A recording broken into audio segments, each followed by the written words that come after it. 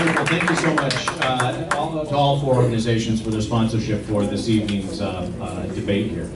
So we've got a lot of ground to cover, a lot of issues here to cover in the next couple of hours with our candidates, and we want to hear from them as much as we can. So a couple of ground rules that the debate sponsors agreed to with the candidates as we get underway. We're going to start with opening statements from each of the candidates here who are present here tonight. Those opening statements will last no more than 3 minutes. I will be the official timekeeper here, and my trusty electronic device has a stopwatch on it that I'm very used to using, and I will be using that tonight. So 3 minutes for our opening statement. Then we'll get into questions. I have a list of questions not only been prepared here, but also that have been turned in from the audience that we'll get to throughout the evening.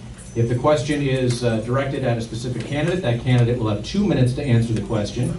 If another candidate's name is mentioned in that answer, he or she will have 1 minute for a response. The question may be addressed to multiple candidates. Each of those candidates will have 2 minutes to answer the question because we'd like to hear from as many of these candidates on as many issues as possible. Then as we close the evening, we'll have an opportunity for closing statements for the candidates as they make their case, for 3 minutes total for each of the candidates there. Again, I will politely interrupt the candidates when the time is up and ask them to please wrap up their thoughts so we can move on and get to as many questions and hear from as many candidates as possible. I will do my level best to have some equality of spreading the questions around to each of the candidates here. We will try our best to hear as much from each of the candidates on the dais here tonight. We do want to also try to keep a level of decorum so we can have as many questions answered as possible. Please, no jeering, no cheering, air clap if you'd like to support something that perhaps you're hearing, but that way not to interrupt the conversation, interrupt the debate, so as many people as possible can hear the answers and we can get to as many questions with as many candidates as possible. I know that conflict is the source of good drama, but let's remember that civility is where real insight begins. So I'm looking forward to our debate here this evening. All right, so let's begin here. We're going to start in alphabetical order. It is the alphabet that is determining the order as we begin here tonight. We'll begin with Frederick Bryant. Mr. Bryant, go ahead. Your 3 minutes, sir. Good evening. Good evening. Buenas noches. Bonsoir. Bonsoir. My name is Frederick Bryant. I was born here in Miami, Florida. I went to high school here at Miami Northwestern Senior High School. I went to college at Florida A&M University in Tallahassee, Florida. And I came back to Miami, Florida. This is my home. This is the place that I love. This is the place that I care for. This is not my first time running for office. In 1984, I was a candidate for mayor of Miami. I ran for governor of Florida shortly thereafter, I think like 1986. And I entered the race because as an African American, I saw the need for an African American to enter the race. And I see so much, and I've seen a lot of shootings lately, a lot of killings. You know, and our youth need to see that they can do and be whatever they want to do and be in a positive light. And they need to see that they can not only use the gun, but also the pencil, the pen, the ballot. And that's my cause. You can do whoever you are. You can do whatever you want to do and be whatever you want to be in a positive way. Let's cut down the crime rate and let's do something positive. Thank you. Thank you, Mr. Bryant.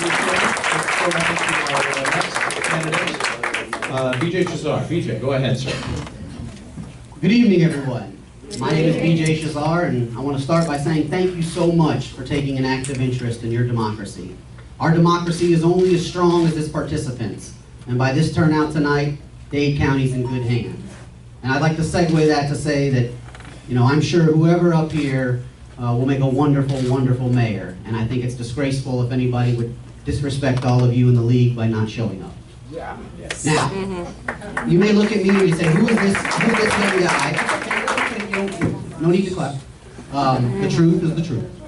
And you say, who's this young man from Northeast Dade, this young Army veteran? And it's very simple. My name is BJ, I'm single, I'm 37. I spent most of my life in unincorporated Northeast Dade, where I still live today. We called it, when I was younger, the historic village of Otis. It was an African-American farming village in Northeast Dade. I came back from military service. I had the honor and the privilege of serving in your elite Army Military Intelligence Corps. And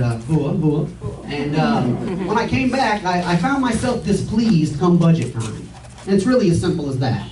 I would go down and I would delve into the county budget, and I found that it did not reflect our values, our shared Dade County values that we all learned here growing up in our public school system like I did. And there was nothing partisan about these values, even though I am proud to be a progressive Democrat and the former chairman of the 600,000 Democrats here in Dade County. Our Dade County values were missing at budget time as it came to allocation, as it came to values-based decision-making on public safety. Look at the situation we find ourselves in today with Zika. 6 months ago, with proper leadership, we would have been able to mitigate the adverse impacts. That takes leadership. Look at the traffic you sit in every day. That takes leadership. In order to leverage the money which you've already put forward for mass transit, light rail, all it takes is leadership, ladies and gentlemen. And I decided that somebody better step up to provide the kind of leadership when it relates to our natural environment. The Heavenly Father only gave us this one beautiful natural environment, and I cannot sit by as a Christian and watch us destroy it in the interest of development or the interest of money, and doing so because people pay for our campaigns. So if you'd like to see somebody bring reform to Dade County, then I hope you'll join me in this journey. My name is BJ Shazar, and you can find out about more than 75 of my positions at bjformayor.com. Thank you so much for being here. May God bless Dade County and all who call her home. Thank you very much. I should note that all the qualified candidates who qualified for the mayoral ballot were invited by the 4 women's groups, including Mayor Jimenez. He was invited to participate this evening. Let's continue on with our 3-minute opening statements. Fareed Kavari. Fareed, go ahead, sir. Good evening. My name is Dr. Fareed Kavari. I have a PhD in economics, and I'm running for Miami-Dade County Mayor for very simple reason: for fixing the economy and fixing the environment.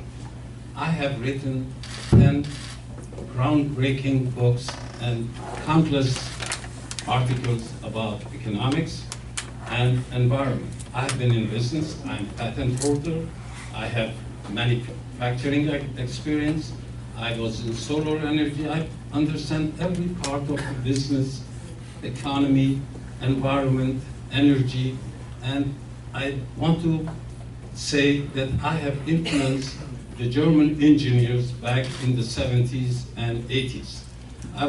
I studied in Germany. I got my master's degree from University of Hamburg. It was a very conservative university. And from University of Bremen, it was a Marxist. I got both ideas to see how things work. I always want to know everything about what there exists. And I found both of them have a problem. And in conservative economy, when you look at it, they manufacture, but they do not distribute very well. And in Marxist, they distribute without manufacturing.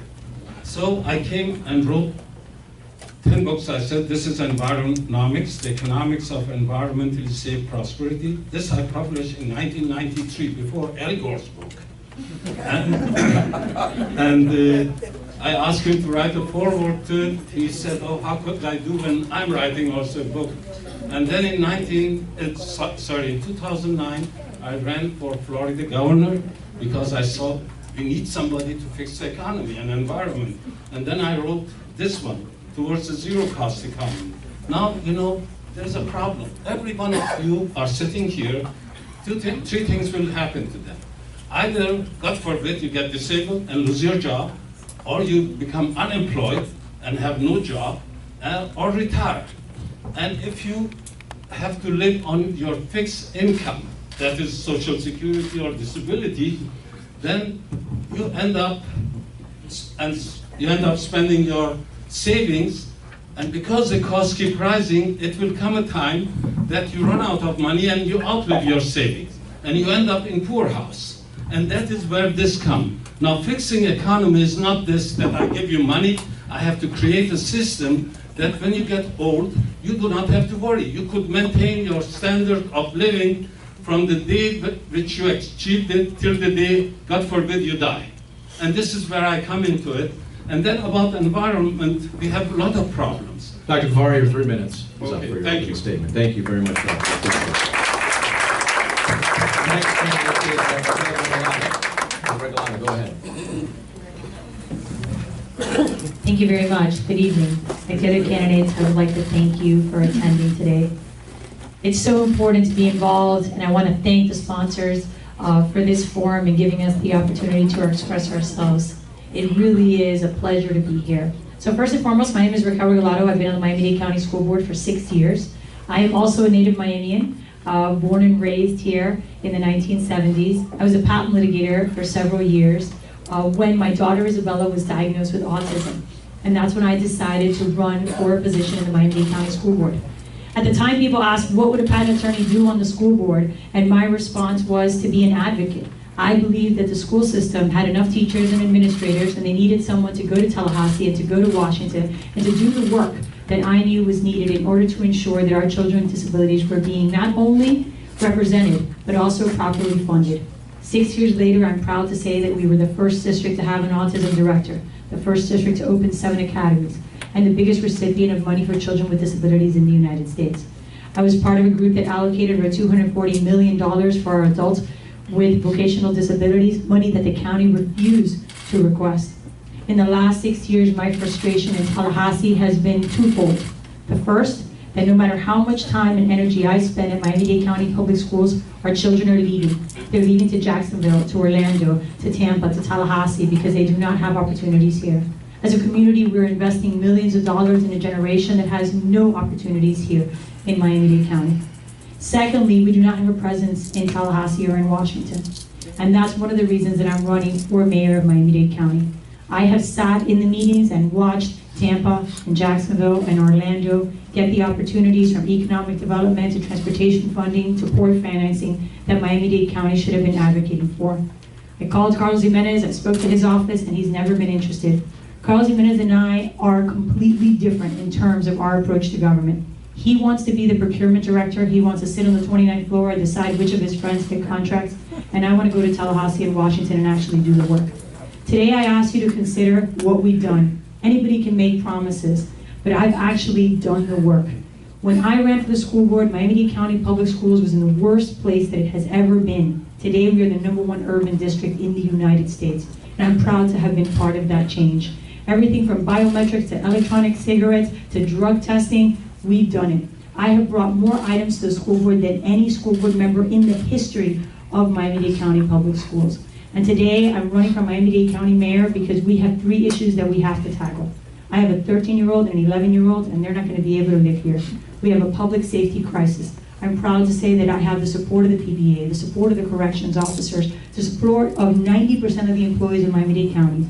The union stepped up and supported me. I have the unified support of the AFL-CIO, which has never happened in the last 15 years.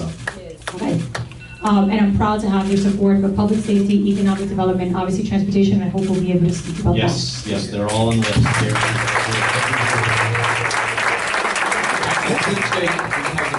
Position of the Miami-Dade County Public School Board, which is the license holder of WLRN. The school board holds no editorial direction over WLRN. I do not answer to Ms. Regalado. I do not work for the Miami-Dade County Public School District. I do not have a financial relationship or an employment relationship whatsoever with Ms. Regalado and the Miami-Dade County Public School Board.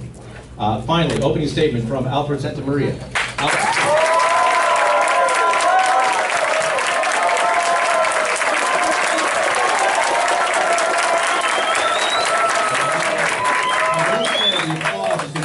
From his time. So There's your one and only warning here this evening. Good evening. Buenas noches a todos. I'm honored to be here with this great panel of people that want the best for Miami-Dade County.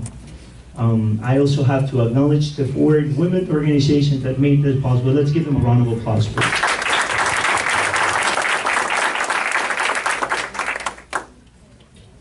I am running for Miami-Dade County because I am concerned about what's happening in Miami-Dade County. How do you explain that the 4th wealthiest county in the nation, with a budget of $7 billion, 30% of its community is currently in poverty, 30% more poor than the national poor average? How do you explain that 50% of our community makes minimum wages, or that we're the ones that pay the highest tolls in the county? And I could go on. I am very concerned. It needs someone from the outside to fix the problem. Let me tell you why we are in that condition currently. We have a political system that's highly bureaucratic, it's highly corrupted, there's nepotism happening. That means families doing business among family, and the mayor wanting to have their family involved. And clientelism, this means doing business with people that give money to politics. These practices are impoverishing Miami-Dade County and are limiting the opportunity to Miami-Dade County. I have to acknowledge that I am not. This is more than, it's way beyond a mayoral race for me. This is about incentivizing the movement in Miami-Dade County of people that are aware of what's happening and people that understand that your best days for Miami-Dade County are here. But that American dream I came to find to this country when I came at age 13 with missionary parents, I see that's getting every day more difficult. It breaks my heart to see that my generation, as a millennial, leaves Miami for lack of opportunity. It breaks my heart to see that families go to Broward to seek a better pay opportunity. Miami-Dade County is the best county in the United States of America and has huge potential. No one has a seaport, airport, free zone, weather, beaches, cultural diversity. But we are in the last places in comparativeness. In the top 100 counties, we're number 94 in comparativeness. We will fix this. A new generation is rising up with principles and values, with the group, with the team, and we're going to fix this. Throughout this conversation, I'm going to tell you about my 5 pillars. The first one is to open the Office of Anti-Corruption. We've got to address this issue. Number 2, we're going to create between 200 and 400 new well-paid jobs. We need good paid jobs for our community.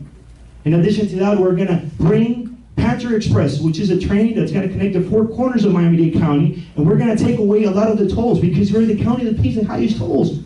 That's unfair. And we're going to take away those red light cameras as well.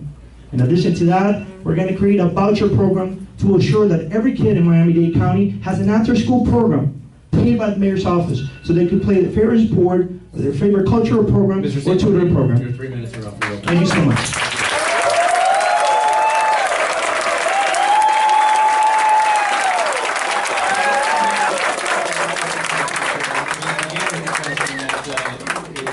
On a number of folks' mind who live in this community, who work in this community, and by this community I mean physically where we are at tonight. We're talking about Zika. The Zika hot zone has been identified as a 1 square mile area, which includes the Wynwood area, the spraying zone, aerial spraying zone includes the neighborhood that we sit in here this evening. The first question will go to you, Mr. Santamaria, partly because you have the microphone, and it's just easier logistically speaking. The county's mosquito budget last year was $1.6 million. Would you advocate more spending on mosquito abatement if you are elected? Our county has a vacant leadership at the county level. Our mayor needs to understand that he's not ready for the job. He's not here. He's not addressing the issues that are concerning to our community. But that's the same thing that happens at the county level. I will address this issue. But we have to take this into a bigger picture. There's a lot of bad propaganda that's going against Miami right now. This issue that we're facing right now, it's terrible. But a week ago, another report came out to put Miami, the city of Miami, as the worst city in the nation. And then a week later, another report came out to tell that we were the rudest in the nation. And I can tell you a lot of reports that are happening, and this goes directly affecting our quality of life, our jobs, our tourism. We need a mayor that's present. We need a mayor that meets with the 34 municipality mayors and tells them this is our plan to assure that we have the best education, the best cultural programs, the best business development, and that's what I'll do. So regarding safety, security, I will, if it's necessary, increase the budget. But this mayor had to take precautions. A lot of state advisors told him about this potential situation. He lacked of leadership. His lack of leadership, it's the reason we have 14 cases happening right now in an area that's growing, which is Wynwood, Midtown. As a mayor, I will be present, and I will be the representative that goes to the federal government and gets the money that we need back to the state government, and I will also meet and travel around the world to attract those companies back to Miami. Thank you very much.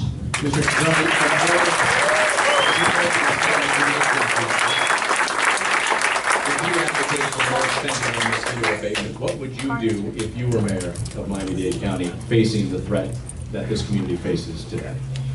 Well, you know, to me, ladies and gentlemen, it's the issue of waiting until something bad has already happened. Waiting until a pandemic is on our doorstep is not leadership. Passing the buck to failed leaders in Tallahassee and Washington of both parties is not leadership. You know, one of the things we do in military intelligence, and I have a master's degree in public administration with a focus on homeland security and emergency management, is we take a proactive look at things related to public health, because the central organizing principle of any society who agrees to live together is public safety. And that cannot be the kind of thing we just talk about on a line item for 1.6. I think it needs to be the kind of thing that is ever present in our budgetary, and when we make decide what our values are come budget time. And I would advocate for not only doubling the budget, but having a reserve for emergencies like this, where we can take the lead if necessary, because the failure for Tallahassee or Washington to act is not going to keep any of you from getting Zika. And I do not share that this is no big deal. For women who are looking to get pregnant in South Florida, it is a big deal. Thank you very much, sir. Let's move on to youth violence. A recent WLRN Miami Herald, El Nuevo, Univision 23 poll found that youth gun violence in Miami-Dade County was the top challenge facing the county. This was among blacks in the survey. The second biggest challenge identified by Hispanics was youth violence. It was tied for 7th among non-Hispanics in the survey. In the past decade, there have been more than 300 children in Miami-Dade County that have died by gunfire. At least 60 were shot in 2015 alone. Raquel Regalado, you mentioned public safety. What would you do to reduce youth violence in Miami-Dade County? Thank you very much. Well, first of all, we've been talking about this at the school board for 6 years. For those of you who have followed what I've done in Tallahassee after Sandy Hook, I was the first school board member to take a position against the NRA's agenda in Tallahassee with the support of the League of Women Voters. And I want to thank them for their advocacy. We prevented guns in schools, we prevented guns on campus, we prevented open carry, and it hasn't been an easy fight. In Miami-Dade County, we've been talking about the need for gun control. The mayor has refused to take a position on automatic weapons. I did it years ago and have taken on that lobby and have gone to the federal government and asked for restrictions. Miami-Dade County right now has the largest gun show in the state of Florida on Miami-Dade County property. We have absolutely no plan to eliminate gun violence. And one thing that's very important is that people need to understand that the architect of the violence that we're seeing right now is Carlos Jimenez. And Carlos Jimenez eliminated the gang unit. He created a situation that the school board has been dealing with for over 5 years. And that's why the first thing I'm going to do as mayor is reinstate the gang unit, put police officers back on the streets, start closing these cases. That's why I have the support of the PBA. But this is a twofold thing. We have to change the law in Tallahassee. We have to make sure that we have the proper resources here. And so that you have an idea of why we have so much gun violence at such a young age, what I can tell you from our work at the school board is right now the gangs are recruiting children at 10, 11, 12 years old. They're paying them between $50 and $65 a night to break into cars. We know exactly what's happening, where it's happening, and we're tracking it at the school district, but we don't have the ability to do it. This is the responsibility of county government to provide these resources. And as much as we do, today we had our rollout, and one of the things that we rolled out was a bigger program in terms of providing our students with opportunities to go into law enforcement because we know that there's a need. There's a shortage of over 600 police officers in Miami-Dade County, but we also rolled out a new gang program where we're actually putting our police officers out.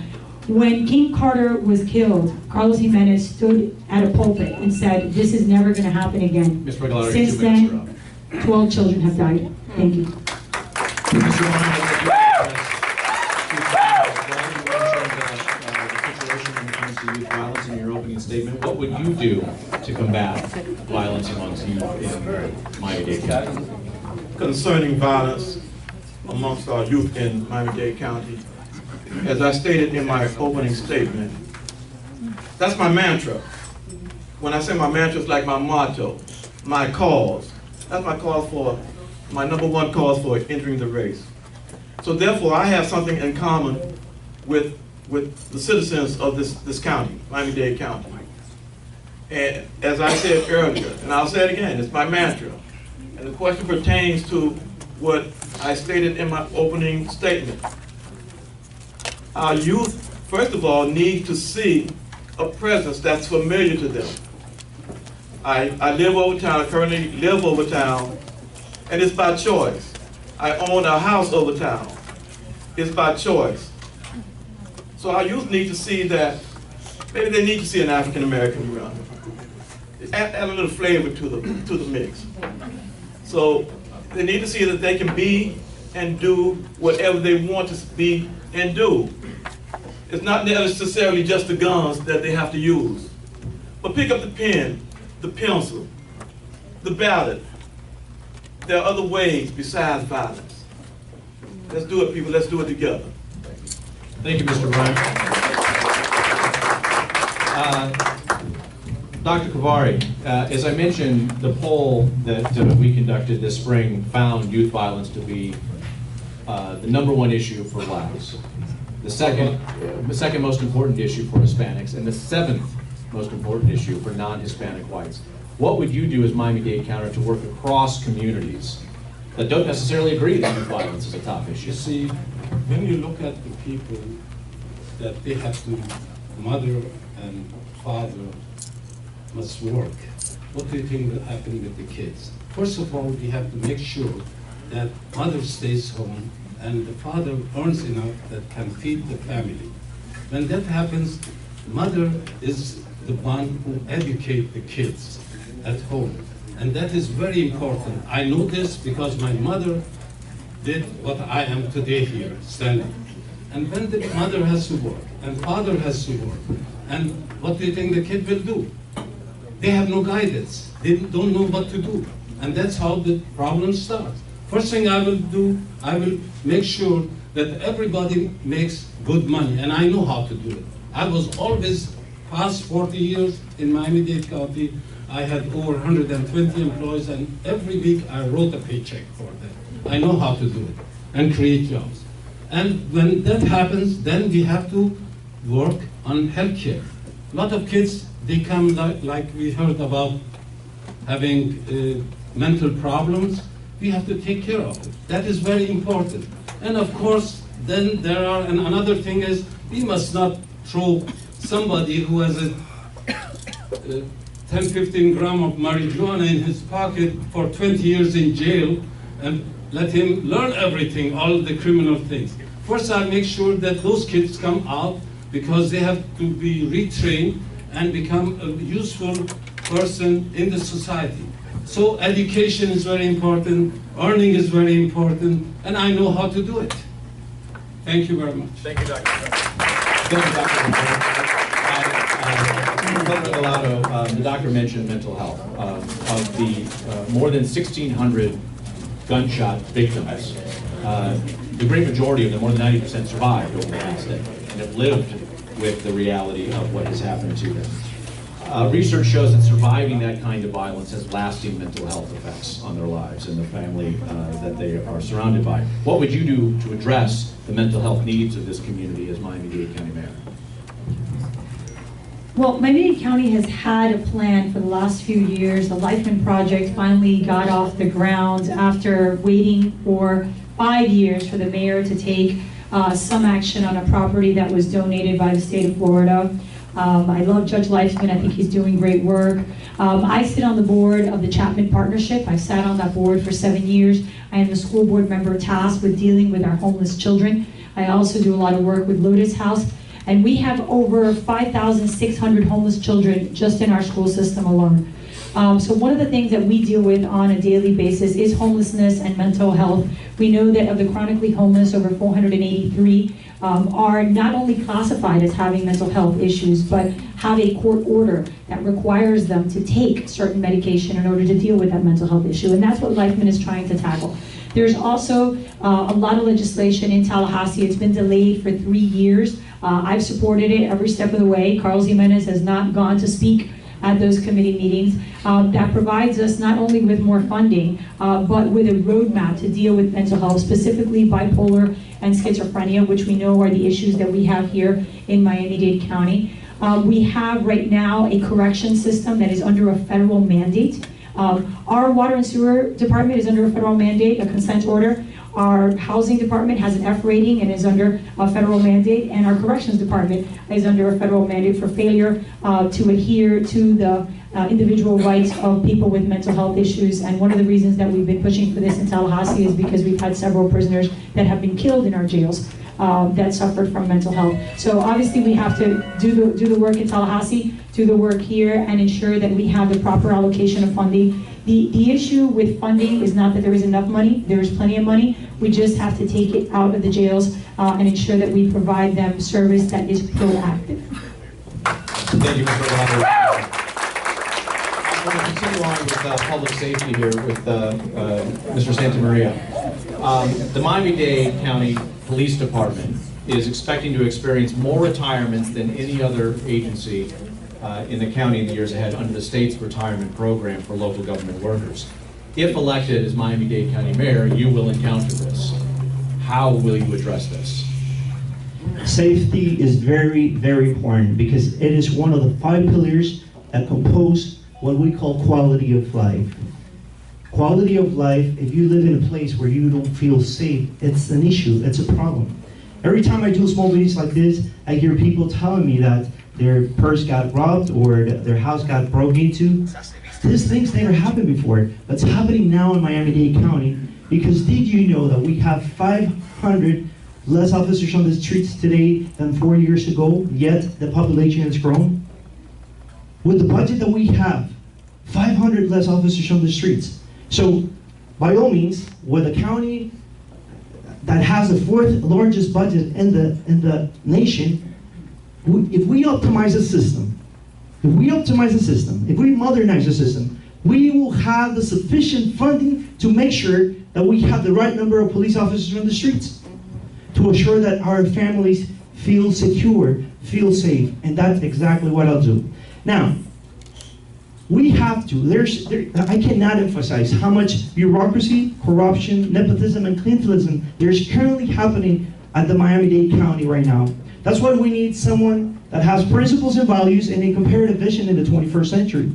Did you know that, talking about safety, did you know that in the last report, the city of Miami came out as the worst, or one of the worst cities when it comes to crime in the nation?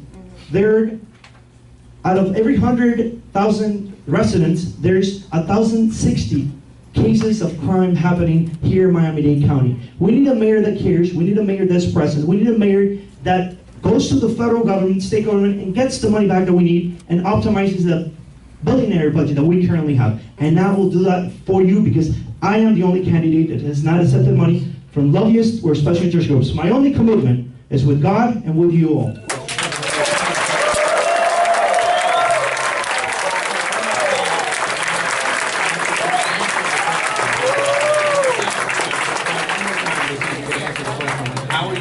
As Miami-Dade County Mayor, the large number of Miami-Dade County police employees that are due to retire over the next several years? I will make sure that I allocate the necessary budget to hire new officers. That's the short question. That's the short answer. Okay. I will allocate the funding to assure, and I wanted to highlight that we have 500 less officers on the streets than 4 years ago. So I will, we do have the funding, and I will assure that we get those officers back on the streets. I'd like to move on. Mr.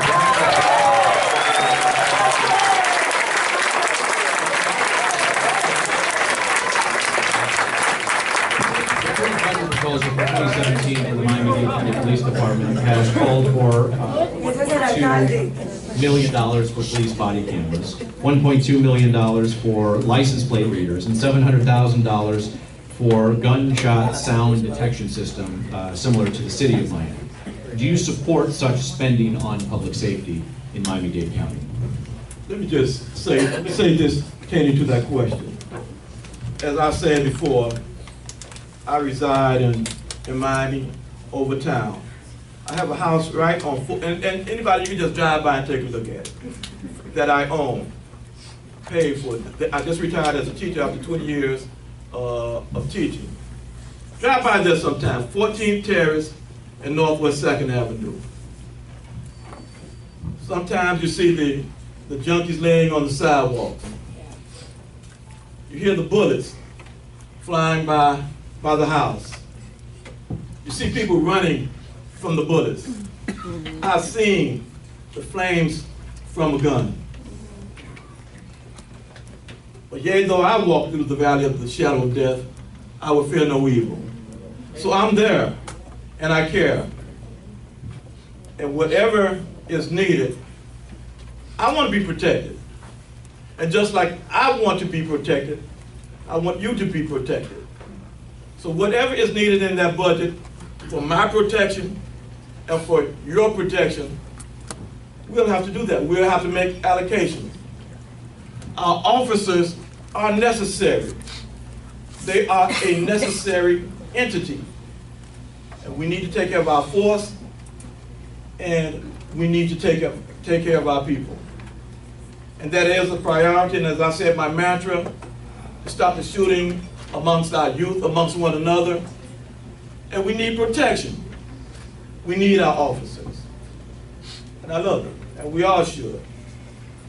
Mr. Bryan, just follow up anything that's requested. Are there any limitations to that? A number of communities have experienced some concerns about the so-called militarization of local police departments. Are there any limitations to your idea of anything that the police department wants?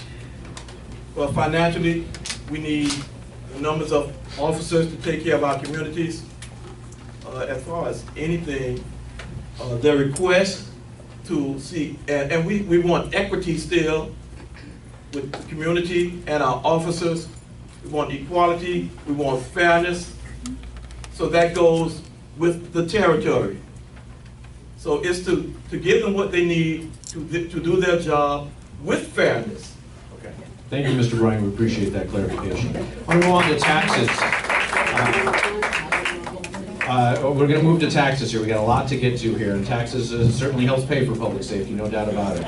Mr. Chazar, the housing market recovery in Miami-Dade County certainly has helped county revenues. It has helped increase county revenues, while the tax rate has remained steady. This is because of the rising price of real estate here in Miami-Dade County. Can you commit, as Miami-Dade County Mayor, to keep the property tax rate where it is? I will go a step further. In my very first budget, which will be till October 1st, 2017, I guarantee you right now, 10% tax cut off your general fund property taxes. All right. Boom. And that's your promise regardless of property values. Absolutely. The property values in certain neighborhoods are already overvalued by 20%. It gets us on the verge of a bubble.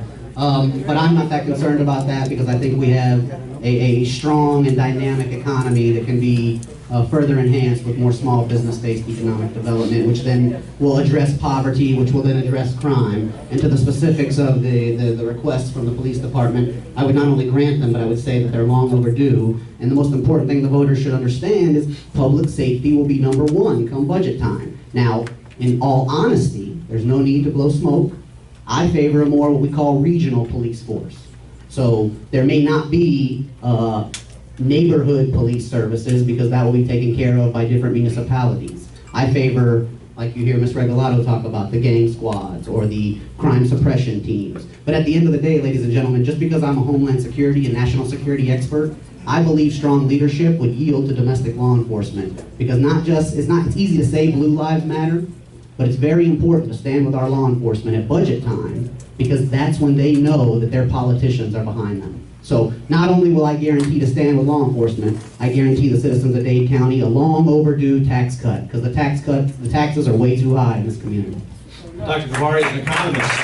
Would you commit to keeping the property tax rate where it is, or commit to a Yes. tax rate cut? Yes, you see, you cannot. be Yes, an to Yeah, I will be doing it.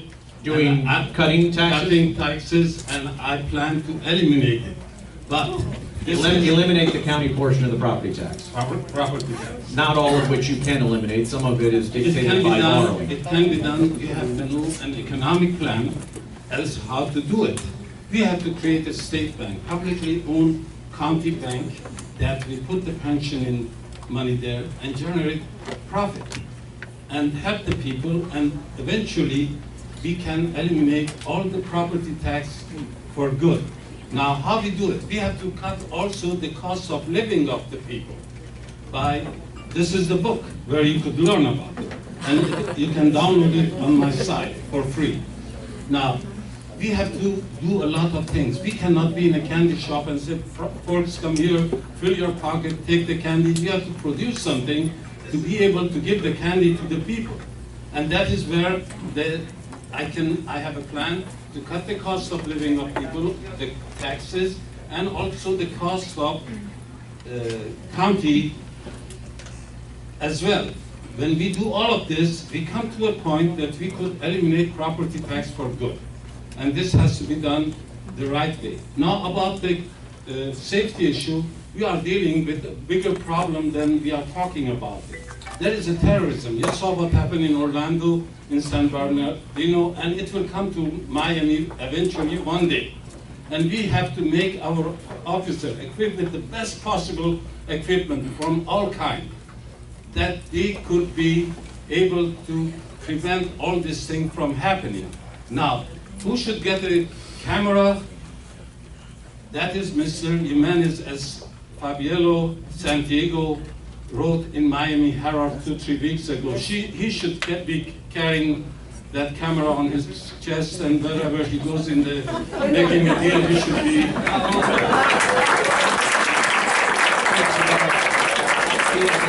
You were advocating that the county start a bank. Yes. That's what you're advocating. The county start a bank that's backed by taxpayer capital. Yes. And that the county Not bank... taxpayers, capital. You see, the banks are shooting in their own knee. Let's focus on this bank. Yeah. Where does the capital come to start the Capital bank? comes from is a big plan I have to explain to you. We have to charge 0 interest and give to the people. Where does the capital for your bank, your county-owned bank, From the come pension from? fund. From the pension fund. You're going to put the pensions of Fund- firefighters and police. everybody, and I will be And lend making against a that. lot of Okay. profit on that. Okay. I was the very first person You will in United lend against States that. came with Okay. this idea when I ran for All right. Florida governor. Thank you, in Mr. Kavari. 2009. Let's move on here and talk about the economy. Mr. Santamaria, I'd like to address this question to you. The unemployment rate in Miami-Dade County is higher than that in Broward County. It is higher than the state unemployment rate in the state of Florida. What specific initiatives do you plan to establish for better paying jobs, especially as it pertains to non-service sector, non-hospitality based jobs? For sure. Miami is a jewel. Miami has a huge potential in creating jobs. Miami is one of the top brands in the world, and I will use that as a platform. Miami has the best weather, beaches, ports, seaports, but what happens right now is that we have a mayor that doesn't understand that part of his job is to promote Miami as a business destination. I have something that I call the 9 pillars of the Prosperity Fund. Through the 9 pillars of the Prosperity Fund, we will create between 200 and 400,000 new well-paid jobs in Miami-Dade County. Why do we need And to that's create over jobs? what time frame? Within the first 2 years. I mean, it's a process, but it's going to be happening and implemented within the first 2 years. Let me give you an example. How would this happen? If we only modernize and optimize our seaport, free zone, and airport, yet there we could create over 20,000 jobs. Did you know that currently our cargo for our port only mobilizes in cargo 8 million tons versus Port Everglades, which only mobilizes 3 times as much, 24 million tons, because they're modernized. We've got to modernize and create real jobs. I will also be in regards to tourism. I will bring a theme park like Epcot Center. I will bring Formula One to Miami as well, and I will create incentives to bring the movie studios into Miami. In addition to that, I have something that's called Bright Future Incubator, and everybody that has an idea, that is an entrepreneur, we will give them access to a physical location, have access to advisories, and will have access to funding. I will invest in your ideas. When banks tell you no, Santa Maria will tell you yes, and we'll make it happen. I believe that the greatest wealth of Miami-Dade County rests upon our cultural diversity. I believe in Miami-Dade County. In addition to that, we have 81,000 acres of fertile soil, and we will make those great land to produce fruits. Currently, we're importing fruits. We could create 20,000 new jobs here in Miami-Dade County, and I'll make that happen. Thank you very much. Your time is up.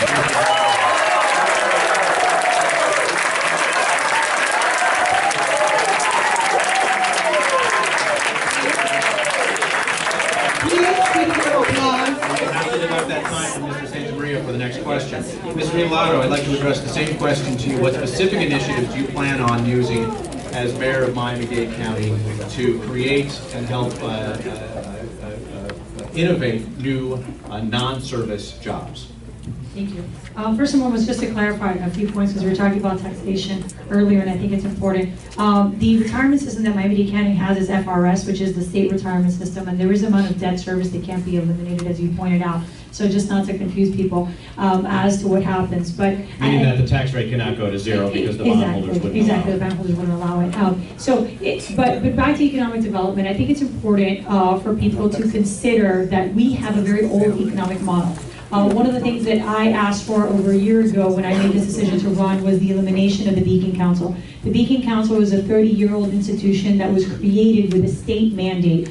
It collects the small business tax. The small business tax is a tax that every single small business in Miami-Dade County pays, over $7 million that goes to the Beacon Council. That money was supposed to go to help small businesses, to promote growth, and to create an economic model that diversified us from tourism. When that was initially established, the Beacon Council was supposed to generate 70% of its own money from the private sector and only receive 30% from the county government. Right now, it's upside down. It's been upside down for over 15 years, and that's why it's time to slay the Beacon Council. I propose a new economic plan that looks at transportation, that looks at affordable housing, that looks at important issues like childcare, and the accessibility that women have to childcare and the impact that that has on economic development. And that's what we're going to focus on, a quality of life approach to economic development. Enterprise Florida right now is being completely revamped for this same reason. This doesn't work anymore. Brick and mortar doesn't work anymore. We need to focus on workforce housing. I know workforce because I've been doing it for 6 years at the school board. Our vocational programs have been begging the county for an economic development model. And that's why you need someone with a background at the school board to ensure that the training is adequate, that the training is in line, and going to Tallahassee to make sure that we get the economic development money to bring industry here. Jacksonville, Houston has done it, and we have similar models that I propose in my white paper that you can see on the website so that you can see how we could do the same. Thank you. Thank you, Ms. Regalado. The civil rights attorney and the law professor here in town, H.T. Smith, has said that we live in shared spaces but separate lives in South Florida. South Florida is often looked to as a real model of diversity, but as H.T. Smith has, I think, acutely observed, that, as he said, we live oftentimes in shared spaces but separate lives. Mr. Cesar, how do you envision using our diversity as an economic an economic engine for the quality of life for us living here?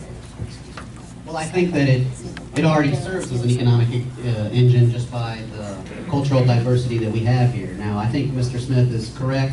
When I was a little boy here in Northeast Dade, they would say that Dade County was the land of 1,000 kingdoms, and everybody stays in their own kingdom, and everybody sticks with their own kind. It's very tribal. And I always had a problem with that because I think there's so much more that unites us. There's so much more about our diversity, our cultural, our nation of origin diversity, that it adds to this great menagerie of Dade County. And I think what it does is it brings ideas, it brings vitality, it brings entrepreneurship, it brings a cultural diversity to our children where they grow up more enlightened and more likely to appreciate the value of all human beings. And I think it's very important in this time where the message coming out of the other side is make America hate again. And I'm so proud and honored to carry the banner for tolerance, for diversity, and for this beautiful multicultural democracy.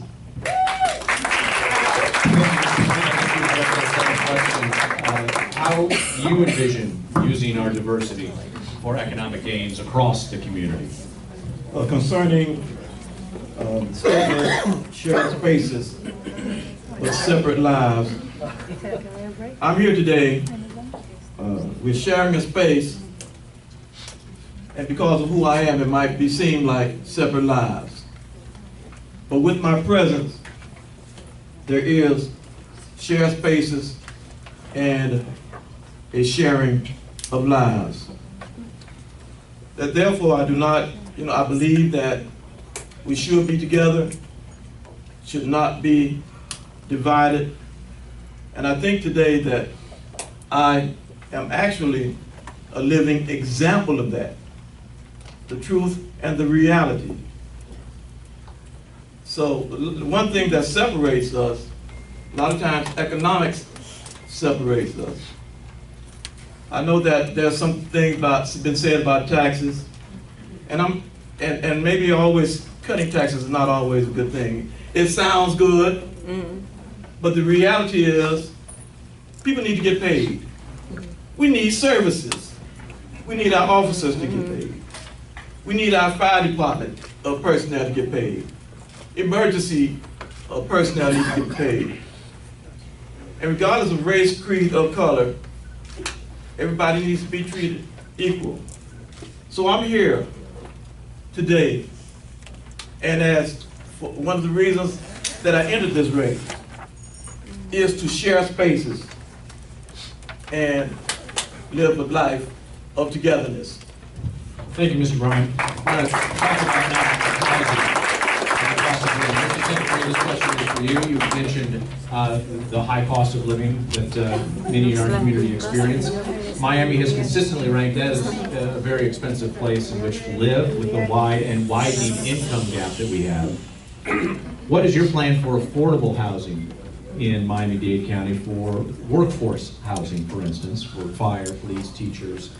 And what is the role of the county in providing those kinds of housing options? For sure, it's a great question, and it's something very dear to my heart. I want to lead. Usually a county mayor will tell you that there is federal and state housing programs. That's how they will wash their hands and put the subject aside. But I want to lead a project for housing in Miami-Dade County, where we use some of the land that Miami-Dade County owns, and we do a public-private partnership. And we could build, this is by the way done around the world. I'm just copying the best system that exists. And we will create housing for three groups in particular. For the millennials, because Miami-Dade County is the #1 place in the nation where millennials cannot afford to live away from home. We will create housing for millennials, housing for senior citizens, houses for single mothers, and houses for recently married families. These families could live in nice places, nice locations, and pay less than $1,000 a month for 5 years. This is the way we're going to help. Numbers say that it's possible, and I will make it happen. Did you know that the average cost of a housing in Miami-Dade County today is $245,000, while anywhere else in the nation is $180,000? Yet the average salary at the national level is the average national level in the country is $54,000, but in Miami-Dade County is $32,000. The cost of living is bad. So in addition to providing housing, which is something that we'll definitely provide, I'm looking into a practice like rent control. Other places have provided this. Did you know that in Miami-Dade County, people sometimes could rent a house 30% higher than the cost of the property? In other places where there is rent control, a property cannot be rented 3% above the property of the value. What am I trying to say? People leave Miami because the housing is too expensive. We need a mayor that's willing to fight for the people, that's not in bed with special interest groups. Again, my only commitment is with God and with my community, and we'll ensure that Miami is a nice place to live. Thank you all. Thank you.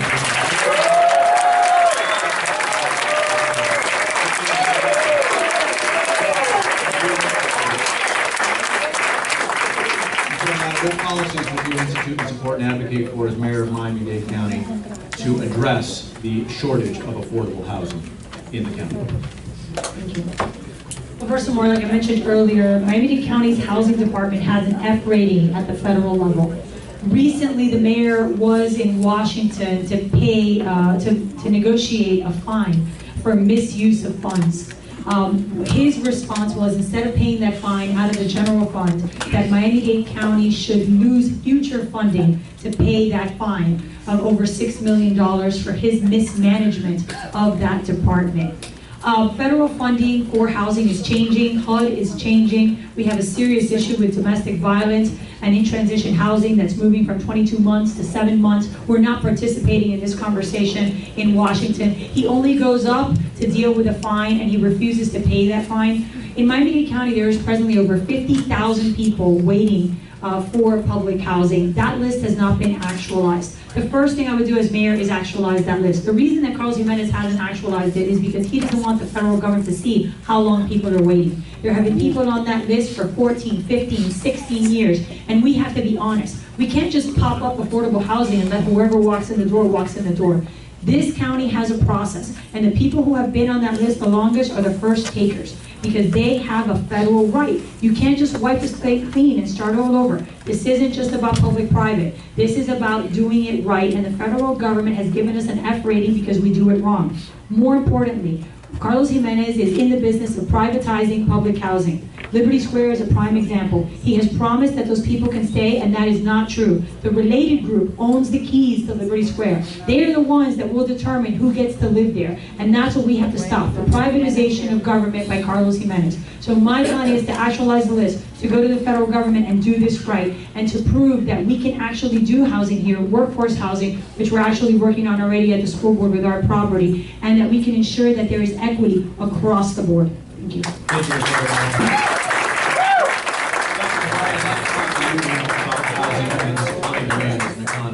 Would you support increasing or changing the urban development boundary in order to open up new lands for potential development to address affordable housing in Miami-Dade County? So first of all, we have home is a sacred place, and we have to put everybody in a house, but not only a house, but also solar homes, so that the minute they go inside that house, the energy cost is frozen, and once they paid for, it will be free.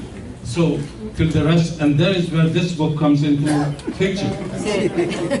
And what will create a system that everybody can own the home, and not only owning home is important, we have to create jobs. Once you go inside that house, and let's say you have it, and you have no jobs to feed yourself, what are you going to do? So we have to create also jobs in that neighborhood. We talk about traffic and so on and so forth.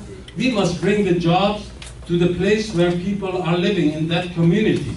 And this is exactly I would be doing. And I came to United States 40 years ago to solarize Florida. I had a solar company, and I understand every bit of it very well.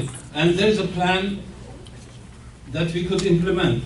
Some 14, 15 years ago, I went to Overtown, and I sat with them. I said, let's build solar homes for you.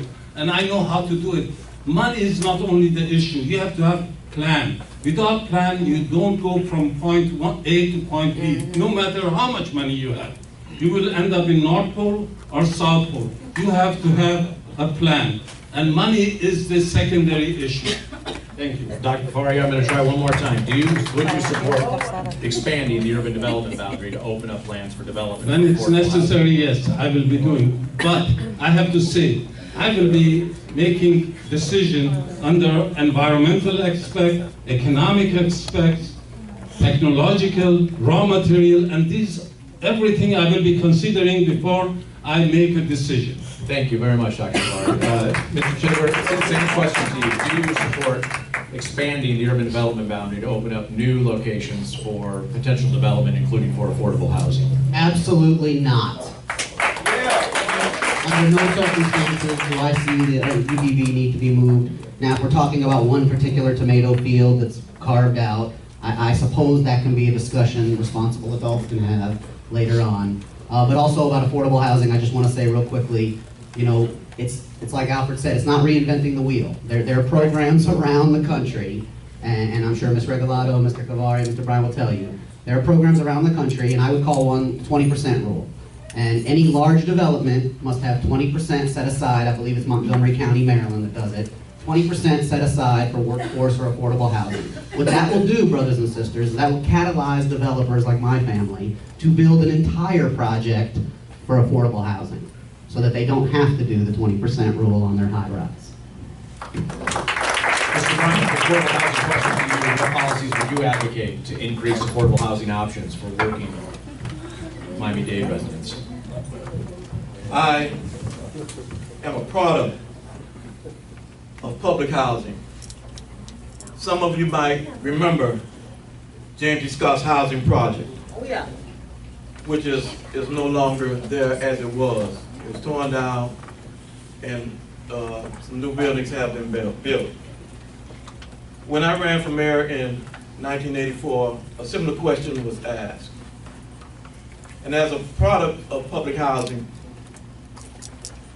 and my thing was that I have an idea that anybody who lives in public housing, and me and my mother lived in public housing, let's say for 18 years before I went off to college. Anyone who lives in public housing should be able to own money or own a house or own that place that they lived in. They invested, they paid rent, sort of like a mortgage. And if this is a governmental agency, such as HUD, why can't the money that they paid or used be used towards them as an investment? Maybe ownership of that particular apartment or that they live in. Or if they want to move, maybe they can be subsidized to move. And I think that people who live in those houses should be subsidized themselves. Yes, sir. Thank you, because Mr. the money Brown. that they use can be used towards them. Thank you very much for that. In regard to the environment, here, last month the Florida Environmental Regulation Commission approved some new water quality standards for the state of Florida. This proposal goes now to the United States Environmental Protection Agency. The Florida rules were last updated in 1992. The chemicals that are included in this new updated version are chemicals that are included in our sewer plants, in manufacturing, dry cleaning, and other industries here in Miami-Dade County. The limits for some chemicals under these new rules in Florida would be more strict than the federal limits. The rules in Florida under these new limits would be less than the federal limits for other chemicals. Ms. Regalado, you mentioned the environment as one of your three positions here. Do you support or oppose these new proposed water quality standards for the state of Florida? And how would you address water quality in Miami-Dade County? Thank you. This is one of the reasons that we need a mayor that actually goes to Tallahassee and understands that process and can get things done. This conversation actually started with the Commissioner of Agriculture, Adam Putnam, a few years ago. He actually brought a fantastic bill that I think the league supported also that really tackled the issue of water rights. We haven't had any traction on that in Tallahassee in the last few sessions because the last few sessions have been chaotic. But obviously we need to ensure that Miami-Dade County does it, but that also as a state, we're having a broader conversation about water quality. Miami-Dade County right now has a huge issue with WASA and our failure to comply with the consent decree. We have a water plant in Hialeah that we paid millions of dollars for that doesn't work. It's not viable. And obviously, this is one more reason why Carlos Jimenez's administration has been a disaster in terms of the environment. But it's very important for people to understand when we talk about the environment, because it's the first time we talk about it here, is that Miami-Dade County had a sustainability office, which he completely underfunded and then defunded. And we actually had a plan for sea level rise. We've been doing this work for a very long time. In fact, Miami-Dade County was the first county to start tackling sea level rise. So to have a mayor now that tells you, oh, we're gonna have a committee and we're gonna think about it, we've been thinking about it for years and we actually have a plan. What we need to do is have a mayor that implements that plan, that makes it a priority, that ensures that we're going to the federal government and getting the appropriate funding, that we're having a conversation about our viability, because it's not just the water quality and the testing, right? We have serious issues because not everyone in Miami-Dade County is on our water and sewer. We have septic tanks that were built in the 30s and 40s. When we talk about sea level rise in Miami-Dade County, we're not just talking about water coming up. We're talking about a lot of other things coming up, and we need to deal with that. We have people that have wells. We have people that do not have access to clean water, and we have an aquifer that's just a few feet underneath a lot of those septic tanks. So it's a serious issue. It needs to be made a priority, and my administration will make it a priority. Thank you, Ms. Regalado.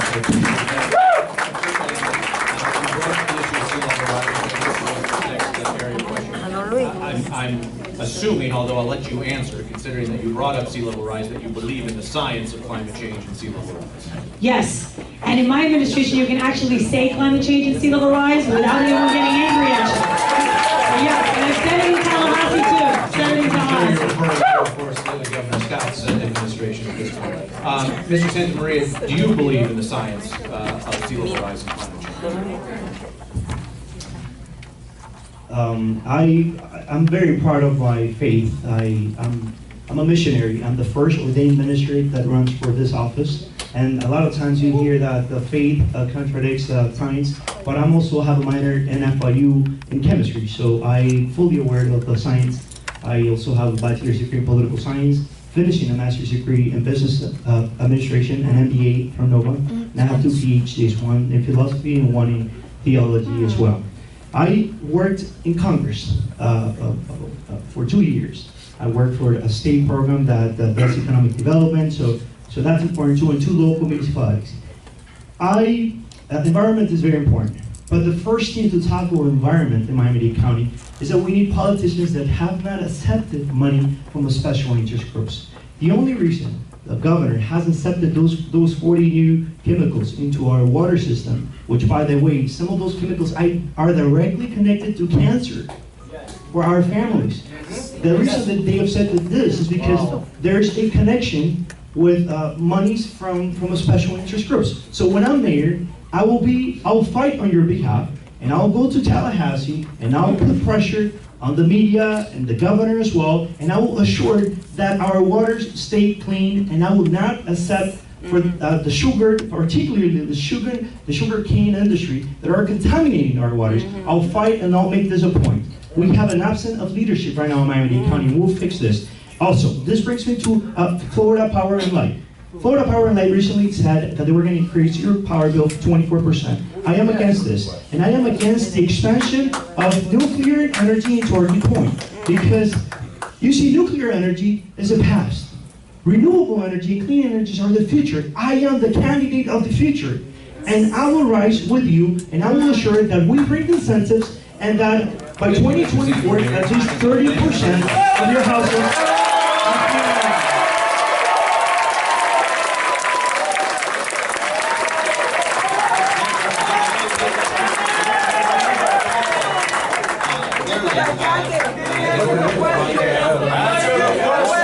He did not answer the question, that's correct. Thank you for letting me follow up. I was trying to get some decorum here before we move on. And that question is, do you accept the science of climate change, Mr. Sanders?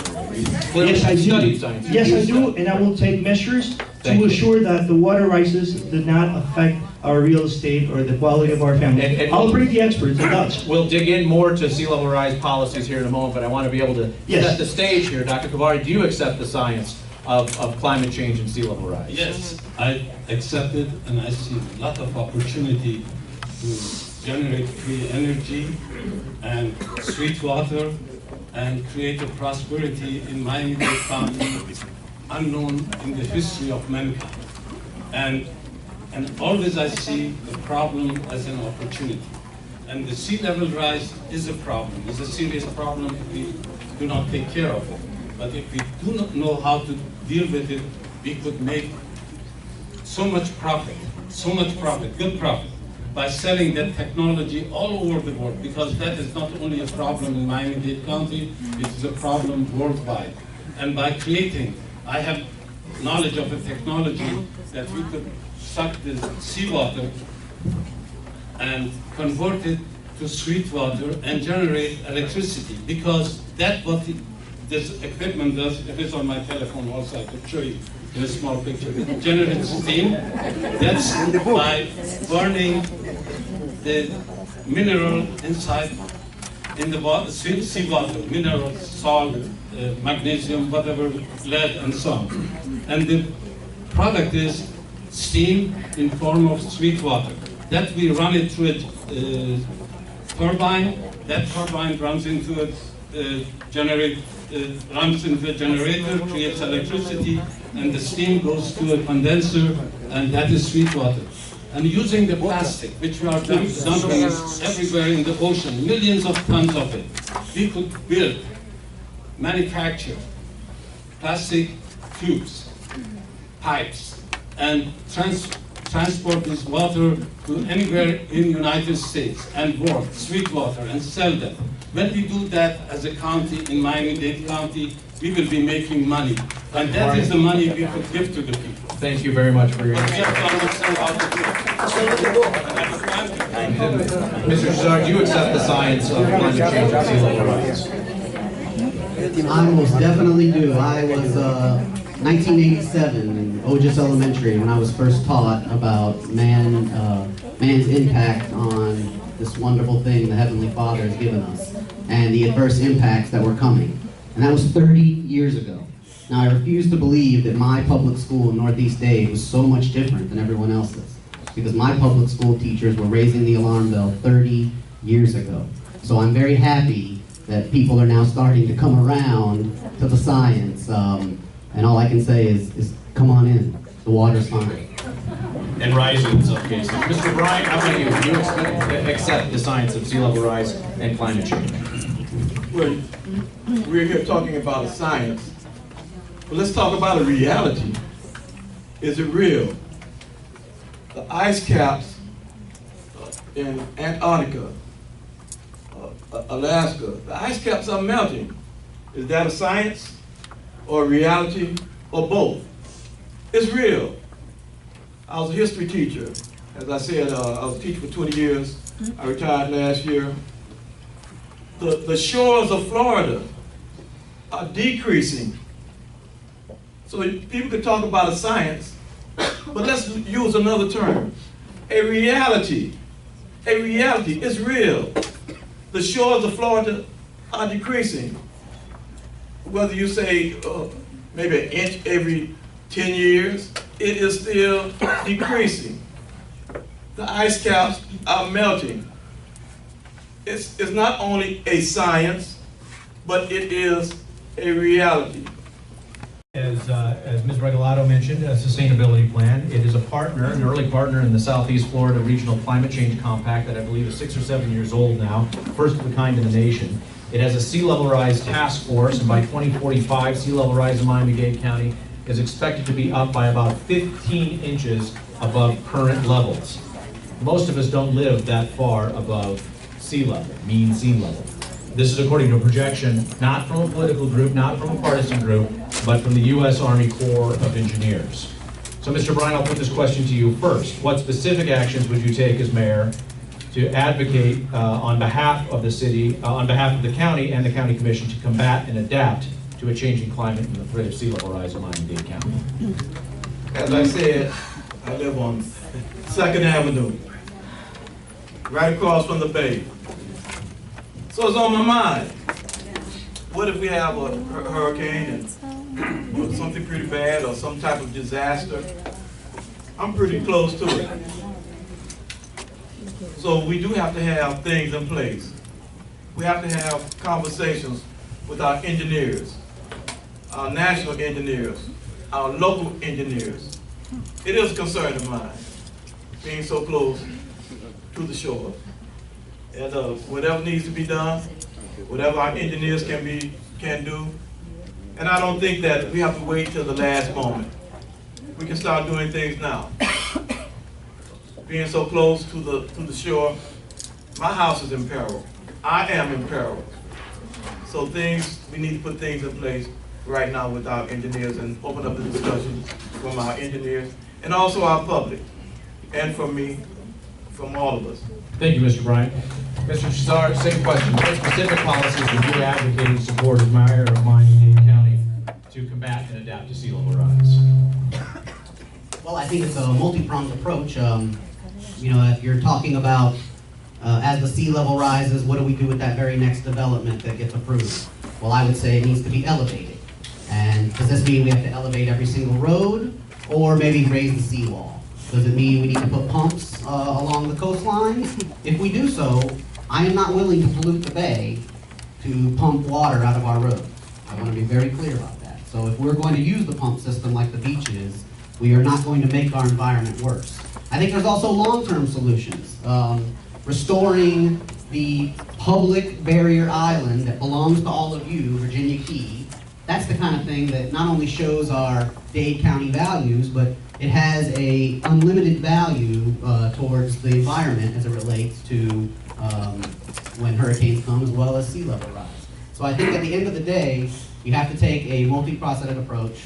You cannot just have runaway development. It needs to be everything from increased shade capacity to elevation of future developments. I think you can also look at things like in the new properties that do get built, whether they're affordable housing or single family homes, adding fill. We have a lot of quarries in our community, so we have plenty of fill to raise any future development a few inches to mitigate the impact. But as far as low-lying neighborhoods that exist today that we can't just wipe off the map, the water is coming. And when that water comes, we are going to have to take measures to address those low-lying areas, particularly closer to the bay. And right now, there is no perfect silver bullet to lie to the voters about. Thank you, sir. Dr. Kavari, same question. Is it plan to advocate to combat and adapt to sea level Yes. rise? As I mentioned earlier, it's a great opportunity. Between that equipment which I told you, which the picture is on that, my wife has it, and I could show you later. Then we have to build levee beaches.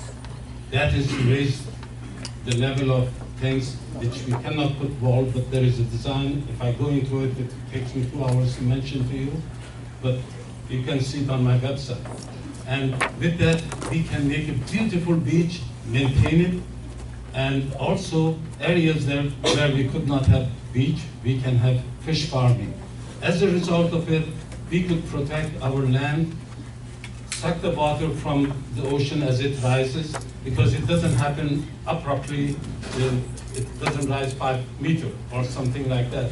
It comes a little bit, we suck that water, but not only in Florida, we have to build a lot of these power plants along the coast of America, east and west, and as well everywhere else. And that is an opportunity that we can make money. If we were the first one to implement this concept, we would be selling the technology worldwide. And that is the way to do it. We have to understand, and you have to also know there is an interrelationship, not only between all economic factors, but with those of technology, environment, energy, raw material, agriculture, and the rest. We have to understand all this connection and implement it. Probably for the first time you will be hearing from me, and for some of you maybe it's what it's talking about. But we have to understand all these factors before you make a decision. And it can be done. Only you need to know how to do it. Money is not the issue. Money, you get it immediately as soon as you have the... Dr. Kavari, thank you very much. Thank you very much. We have about 20 minutes left with questions. We're getting to some of the audience questions as well before we get to closing statements. And I know there's a lot more topics to get to, Joe. Ms. Regalado, I want to move on to transportation here. It's been 14 years now since the voters of this county approved a half-penny sales tax to pay for what they were told at the time would be new train lines. 3 miles, fewer than 3 miles have been built in those 14 years. The Metropolitan Planning Organization, on which sits all 13 members of the county commission, has endorsed what it calls its SMART plan for public transportation. This targets 6 transportation corridors throughout the county, focused on building light rail service mainly. Miami Herald reports that the County Commission is drafting a plan that could create taxing districts to help generate property tax dollars for transit. First, do you support these 6 corridors identified in the SMART plan? If so, how would you find the county contribution to help pay for those light rail projects? First of all, there's nothing smart about the SMART plan. It's an old plan. It's the same plan that we've been talking about since 1988 when we applied for money from the federal government for the MIC. It's the exact same corridor. The NPO literally dusted it off and said, aha, here we have a new transit plan. The same thing with all this talk about Baylink. Baylink was in the ballot language for the half penny. There's nothing new about Baylink. Miami Beach spent more than $1 million researching Baylink and decided not to do it over a decade ago. So, but first let's tackle the reality. Carlos Jimenez is the architect of the traffic nightmare that we live right now. And the reason for that is that for years, Miami-Dade County was siphoning money from WASA. And when the consent decree came down and they could no longer do that, and Carlos Jimenez was elected, he started to take the half penny tax and used it to balance the budget. He put it in the general fund. He did it the first year, the second year, the third year. There was actually an application already at the federal government. 65% of that was being paid by the federal government and the state government for the expansion of Metro Rail into Broward. That was the next step. He defunded it, everything stopped, and this is where we are. Now he wants to give us special taxing districts so that we can have buses. He says that he saw it in Bogota, and it's a great idea. And here's the thing, I'm not up for emulating the third world. Nothing against buses, but the buses are going to be stuck in traffic with the rest of us. I think it's a temporary solution, but not a long-term one. So we need to be honest. Carlos Jimenez has not applied for federal funding in the first 5 years that he was at the county. He just applied for a federal grant now that he got for buses. He hasn't synchronized the lights. He hasn't worked with the federal government to deal with the bridges. And now we're talking about light rail, when what we need to do is go back, do the half penny right, separate the transit department from public works, ensure that that money is being used for transportation, go back to the federal government, and here's an idea, keep our promises. So you would for new projects, not for infrastructure, operation and maintenance as it's been currently used and has been used for 14 years. As an attorney, we have to follow the law. This is the problem that we have in Miami-Dade County. We have people who do not follow the law. The half penny was approved by the voters for infrastructure, not for maintenance, for infrastructure. And we need to use that money as a match. And that's why we're not getting federal funding. So stop lying to people and be honest about the damage that he's done and how we do not have a comprehensive transit system. Thank you, Ms. Regalado.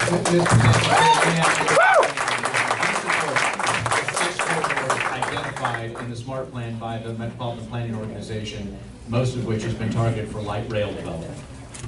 Yes, I do, but I have a better idea. Look, we cannot compete in the 21st century if we don't have a mass transportation system. London or New York would not be what they are today if they did not have a mass transportation system. That's point number one. Point number two, it affects your quality of life. Did you know that the average person in Miami-Dade County spends 2 hours and 20 minutes in transit every day and pays more than $135 a month in tolls?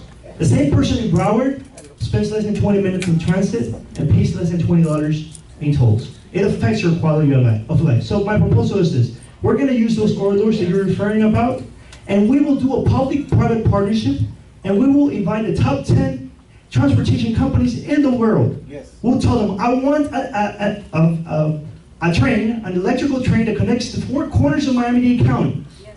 And the best project with the best technology will win this bid. We will give, the company will have to have the top technology and the money, and they will get the program for 15 years so they could get their money back. That's how we fix mass transportation in Miami-Dade County. In addition to that, I will change all our traffic lights to smart lights so they see real traffic condition. I will create a water bus that will connect Key Biscayne with Coconut Grove, with Bayside, with Miami Beach. And in addition to that, we will take away a lot of the tolls. We are the county that pays the highest tolls, and it's just not fair, it's not correct. And regarding the red light cameras, the court said that they were illegal. Only a life officer could give you a ticket. Broward took them away, Palm Beach took them away, and when I'm your mayor, I will make sure we take them away all the way.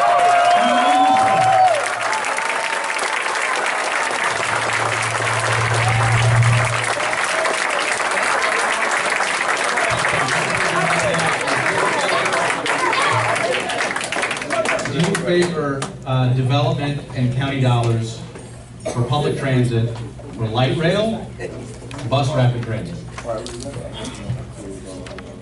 You know, for me, an all of the above approach as it relates to buses would be to get us to and from the mega rail stations. So whether that's trolleys or whether that's buses. But as far as a large capital investment in bus rapid transit for, let's say, the bus lane down south, I would not be in favor of that. I put all those dollars towards light rail.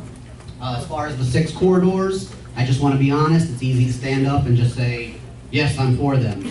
I'm a little concerned that the north train along 27th, that there's not a setback on either the east or west side, so you have to go down the middle. So I'm concerned that it may be better to do it on 37th, which is more residential, and a lot of people may not like that. I think the first priority should definitely be going down south. I spent my first week with a middle-class family in Homestead, and they spend 3 hours a day, like Alfred's saying, 3 hours a day, not spending money and not spending with their family, not being a productive member of our society. So I would build a light rail immediately, leveraging the money you've already put forward to get started on light rail down to Homestead, Florida City. Remember, the beach is a little different because the beach is contributing, which can be a model for others, as well as the state. I think Commissioner Bovo has a brilliant idea going west. Now, where that's going to end, whether it ends in Doral or whether it ends at FIU, which I know Alfred and I would prefer, is yet to be determined. So it's easy to just say yes, but I think it's more about the bigger picture, which I keep talking about values, and that is that we need to invest in mass transit in Dade County, or we will spend the rest of our lives in this traffic nightmare.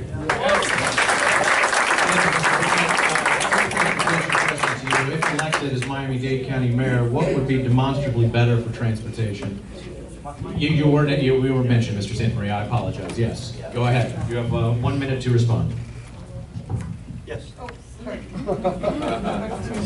Look, transportation is a priority. I will create a committee where you could be part of it, and we will find a solution. For 20 years, I've been hearing about let's fix transportation, and nothing has happened, nothing will happen. That's why I'm running for office. I want to make sure that you have a good quality of life. And I will go as well to the federal government, and I will assure that those dollars for transportation are sent back, because it's not happening. I'm on your side. You see, I have not accepted money from special interest groups or lobbyists. I don't have any commitments with them. I am on your side, so I just wanted to add that to what you said, gentlemen. Thank you. Thank you, Mr. Santamaria. Mr. Bryant, to you.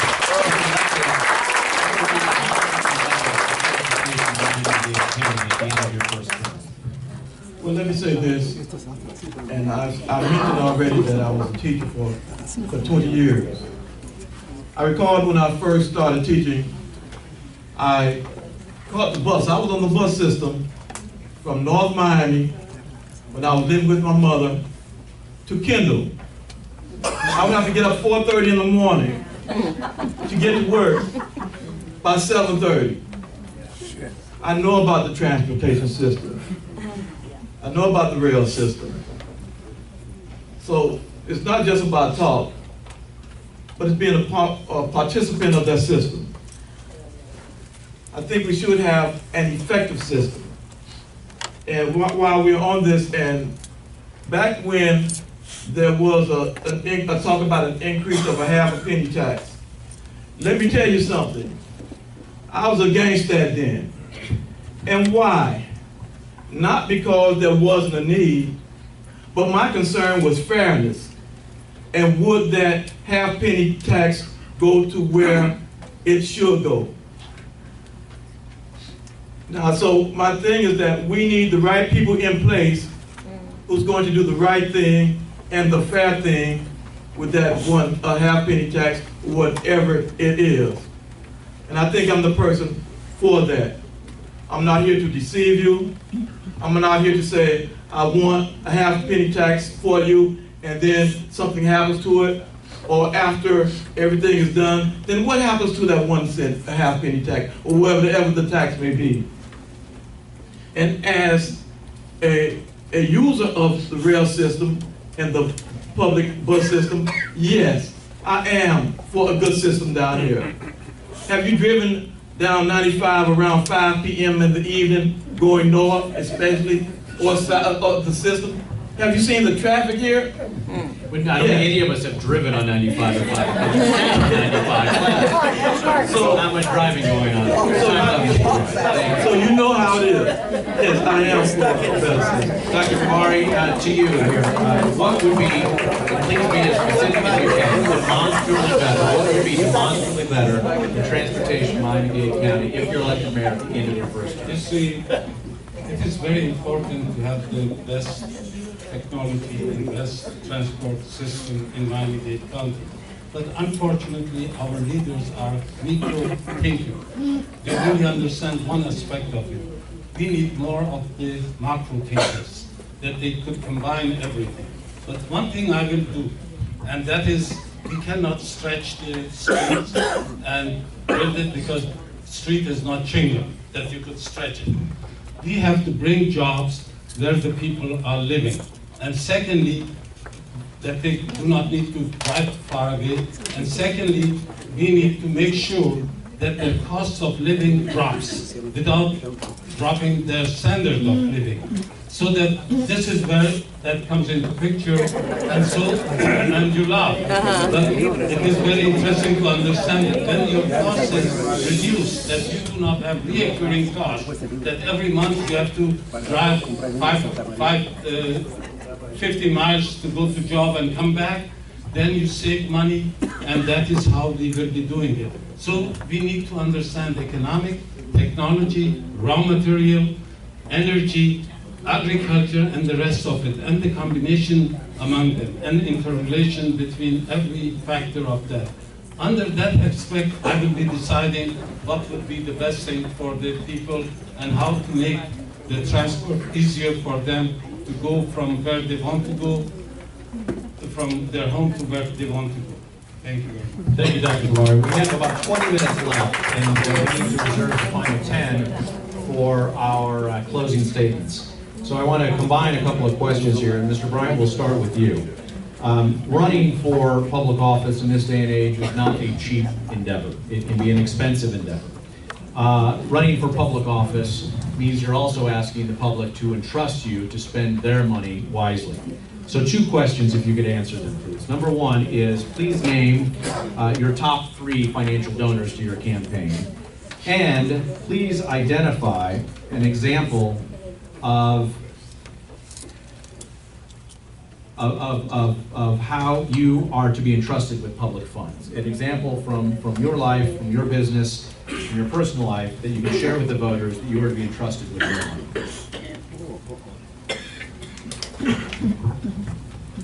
My top 3 donors are me, myself, and I.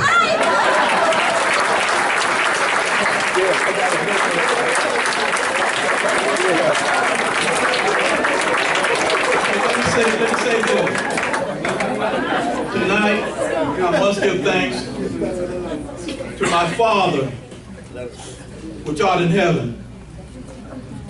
I want to give thanks to the organizations that put this forum together. A moderator, thank you all. So I listed my top 3 donors. How can I be entrusted with the funds that go to government? I can be entrusted because I want the best that's for you. Not the best for me, but that'd be good too because I'm part of you. I'm part of you, I'm with you, and you're with me. I'm with you. You can't entrust me because I want to see what is best for this community. All right, thank you. Thank you, Mr. Bryant. Top 3 donors, and an example from your life that you can share with the voters of why you should be entrusted with public funds. So I don't believe that money should be as important as it is in politics. So like my brother from another mother, I am my top donor. I believe in what's called how we live our lives as families and business owners, pay as you go. So as I need to pay for something to communicate my message of progressive Democrat, and change in Dade County. I pay for it myself. My second biggest donor is retired police officer Eddie Lewis, and my third largest donor was the now deceased former candidate for county commissioner, Daisy Black. As far as, what have I done that I can look the citizens in the eye and tell you can trust me with your money? For me, it's about accountability. There needs to be no possibility of your money getting flushed down the toilet. There needs to be checks and balances so that nobody signs off on a check and you're then asking me in my open door policy days where you can come visit, why did they spend the money on that? Those days are over. Now when you say, what have you done? Well, everything I did in service to all of you was at an above top secret level.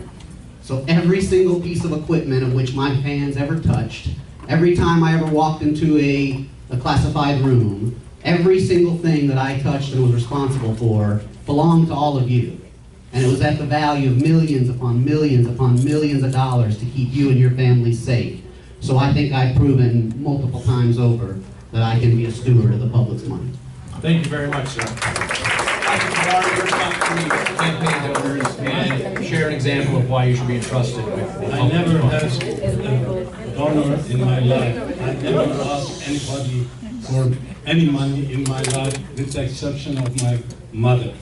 Because even I didn't ask my father for money because it was always associated with condition. My mother was the only one she gave me money without ever asking me to do something. So I know what money does. When I was running for Florida governor, I was offered $200 million from the same people Obama got. And I refused it. I said, what do I have to do? He said, oh, you have to have an advisor. I said, I don't need an advisor, but I don't understand. I will find somebody to tell me what to do.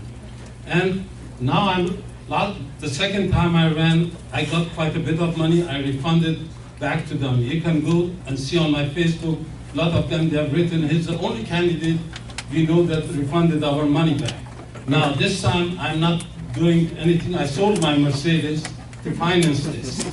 And so I'm driving now Volkswagen, and when I ran for Florida governor, I closed down a business that I was making $10,000 a day. I closed it down. My wife said, you're crazy doing this. I said, no, I want to fix the economy. So I am honest, and I am straightforward, and I am not for sale. Now, how I would be running this, I told you, under economic aspect, technology, environmental, and the rest. And I want to make sure that the people, the small people, I put money in their pocket and help the small businesses. And this is two goals I have, and create an economy that provides environmentally safe and sustainable economic prosperity and economic security for all people and small businesses. And I have been there. Thank you, Dr. Pavari. Your time is up. And Appreciate it. if I may. Go ahead, And real quick. past 40 years, I'm writing paycheck. I have never missed 1 week not to pay my employees. All right, I here's your extra didn't 10 have the money, seconds. We've but got to move on I to Ms. Regalado, top 3 donors, and share with us an example with the voters that you are to be entrusted with public funds. Well, first of all, I've already been entrusted with public funds. I think I'm the only elected official up here, so I've been elected for 6 years. And right now, Miami-Dade County has the highest bond rating of any government in the state of Florida. We actually just got our bond rating upped again because of the work that I've done on the Value Adjustment Board. So I think that's a non-issue here. But I think it's a good opportunity to talk about campaign finance reform. I was kind of hoping you would ask us that question. But it hasn't been asked. I'm very supportive of the initiative at the county that's going to be put before the voters of Miami-Dade County. One of the reasons that I'm running for mayor of Miami-Dade County is because elected officials should not raise money from the people that come before them and ask for work. As a school board member, I made the decision not to ask for money from the vendors that come before the school board of Miami-Dade County. Miami-Dade County has a budget of over $5 billion. We have 50,000 employees and an enormous book of business, and I did not take 1 cent from those vendors. I've raised over $1 million from different people, many of which have absolutely nothing to do with the county and the school board, just because they believe in my candidacy and they want change in Miami-Dade County. I only have one top donor, and that would be Norman Brayman, who is a dear friend. and a supporter. Norman has been an amazing advocate for our community, and I am proud to have his friendship and his financial support. But I think this is a great opportunity to talk about campaign finance reform, because one thing we can say for sure, that Carlos Jimenez has raised over $4 million from people who do business with Miami-Dade County. Every single one of those people that gave him a check is a vendor, and that is corruption.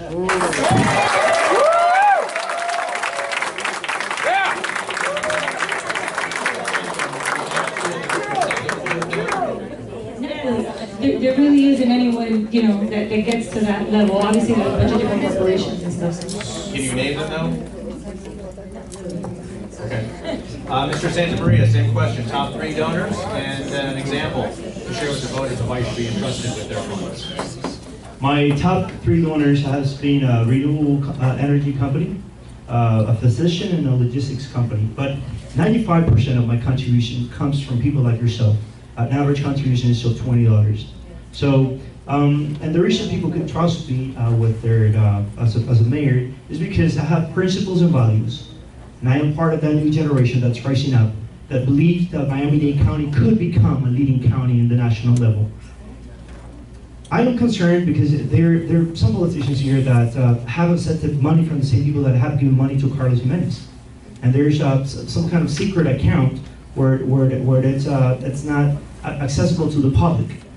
So you cannot go against the system if you're accepting money from the same people that give money to Carlos Jimenez.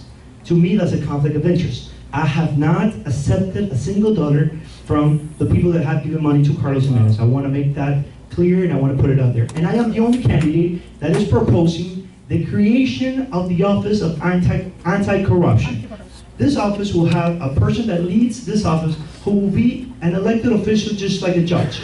This person could investigate the mayor, because if I put this office under the mayor, then this person will be afraid to investigate me. So we will create the Office of Anti-Corruption. This office will also be available for you, because there are officers out there that might try to act incorrectly with you, or maybe there's an officer at the building and zoning department that's asking for money under the table. So you could call this office too and talk about this, and we will investigate and we will fix it. I'm also very concerned that our current mayor has raised $4 million, and he's raised money from the people that he's doing contract with. It's just absurd. It's not correct. The problem in Miami-Dade County is corruption, bureaucracy, clientelism, and nepotism. The families of Miami-Dade County, most mayors, their families are doing business with the county. Their uncle, their daughter, their son, and that is not correct.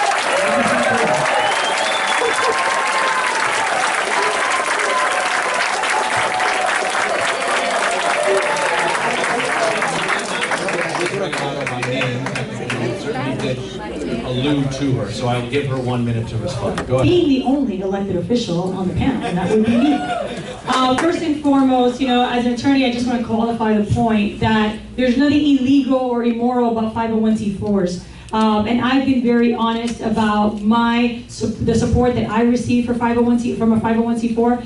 I don't fundraise for that entity, but yes, there are people who want a dramatic change in Miami-Dade County government. They're scared of Carlos Jimenez, so they have given money to a 501c4 that has supported me and has attacked Carlos Jimenez. That is perfectly legal and necessary in an environment which Carlos Jimenez has created that is completely and totally pay to play.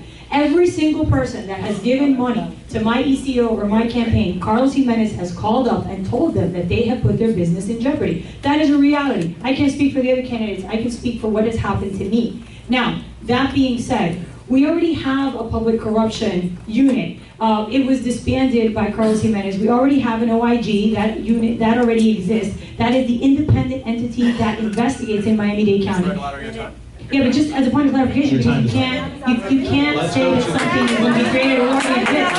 Closing statements here. Our final moments. Beginning with the gentleman to your left, Mr. Santa Maria, who gave the last opening statement. We will have him give the first closing statement. I'm honored to be here. I feel like I'd like to dock you 3 minutes because of the applause, but we'll follow the rules. 3 minutes, sir, for your closing. Look, I want to thank you all for coming here, and the people that put this event together. Because if you're here, it's because you care about Miami-Dade County, and you believe that this land that you're stepping on will be the land that will witness that your highest potential gets reached. Don't give up on Miami yet. We'll work together. We'll build Miami-Dade County that you'll be proud of. I want your companies to grow here. I want your children to, I want my children and grandchildren, when I have them, to grow in Miami-Dade County. I don't want them to go anywhere. I also want to thank my parents, because they came to this country as missionaries, leaving everything behind, and they taught me of principles, value, believing in God, and working hard, and you could make it. I have the experience to take Miami-Dade County to compete in the 21st century. We will create the Office of Anti-Corruption. We will put into place a 9 pillars to create between 200 and 400,000 new well-paid jobs. We will build that train that will connect the four corners of Miami-Dade County, take away all the tolls and take away the red light cameras. We will create the voucher program for our kids for after-school programs so they can play their favorite sports or tutoring program. We will fight to make sure that our water environment stays clean. We will celebrate the greatest wealth of Miami-Dade County, and that is our cultural diversity. I invite you to join my team. I invite you to work with me, and together we'll build that fantastic Miami-Dade County that we dream of. Miami-Dade County is the capital of the Americas, and will become as well the capital of renewable energy, and will become the capital of entrepreneurship. Miami-Dade County is the place where you will see your dreams come true, and we will build this together. We will build this together.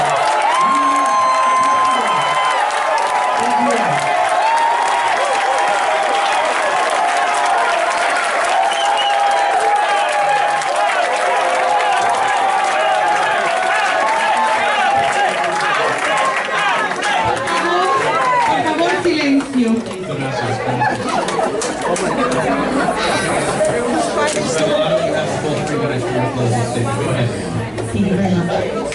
Thank you very much. I want to thank you all for coming out. You know, as an elected official, one of the things that we worry about is the lack of engagement and the lack of trust in government.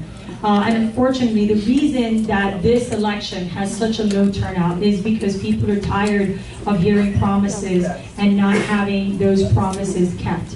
Unfortunately, in Miami-Dade County, we have a history of that. We have a history of candidates who will say anything to be elected and will say anything to be in power. Now, in this case, we have a mayor that has made a lot of promises and that has broken every single one of those promises. Today, I ask you to consider our track record, because I firmly believe that there is only one candidate that can take down Carlos Jimenez, and that's me. You may agree with other candidates, but the reality is that if you look at the numbers don't lie. We have an opportunity here to change the course of Miami-Dade County. On August 30th, whoever gets 50 plus 1 becomes the new mayor of Miami-Dade County.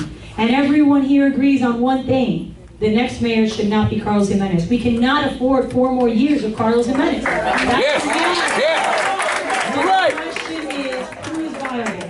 Who has done the work? Who can beat Carlos Jimenez? And I am that person. You know, people up here talk about FPL. I took on FPL. I brought to the school board an agenda item. We were the first government to take on FPL at the Public Service Commission, and we said that we were not going to take a 38% tax rate for what we pay for FPL. And the school district had taken that position, and we've taken it all the way up to Tallahassee. I've taken on the NRA. I've gone to Tallahassee. I've gone to Washington. I've brought the money back. This budget, the Miami-Dade County School Board budget, is such an important budget for our community. Carlos Jimenez talks about how he lowered taxes every year. That is a lie. Since Carlos Alvarez, no one has raised the millage in Miami-Dade County. Not the school board, not a municipality, not the county. But he has raised taxes, because by maintaining the millage, as property values go up, we've paid more every single year. This year, we had a 9% increase in our budget. And what was Carlos Jimenez's response? To maintain the millage, to have us pay more, and then to propose in his budget a 9% increase to our water bills, while he is giving that money away to his friends and family. So we need a change. In this school board budget, I lowered the millage. We put together $60 million to give our 50,000 employees a raise, and all that money came from the litigation that I brought to the school board, from my lawsuit against BP, from how I fixed the Value Adjustment Board and got $38 million, from the work that I'd done suing the county for what they were charging us since 1974. I didn't raise taxes. We found the money. We have righted the ship. We have made our government better. We have been fiscally responsible, and that's what we need at the county. Someone that beyond promising that can actually deliver that, and I am that person.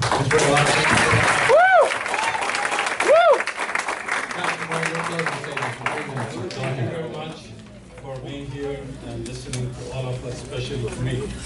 And we heard here a lot that they are talking about Jimenez.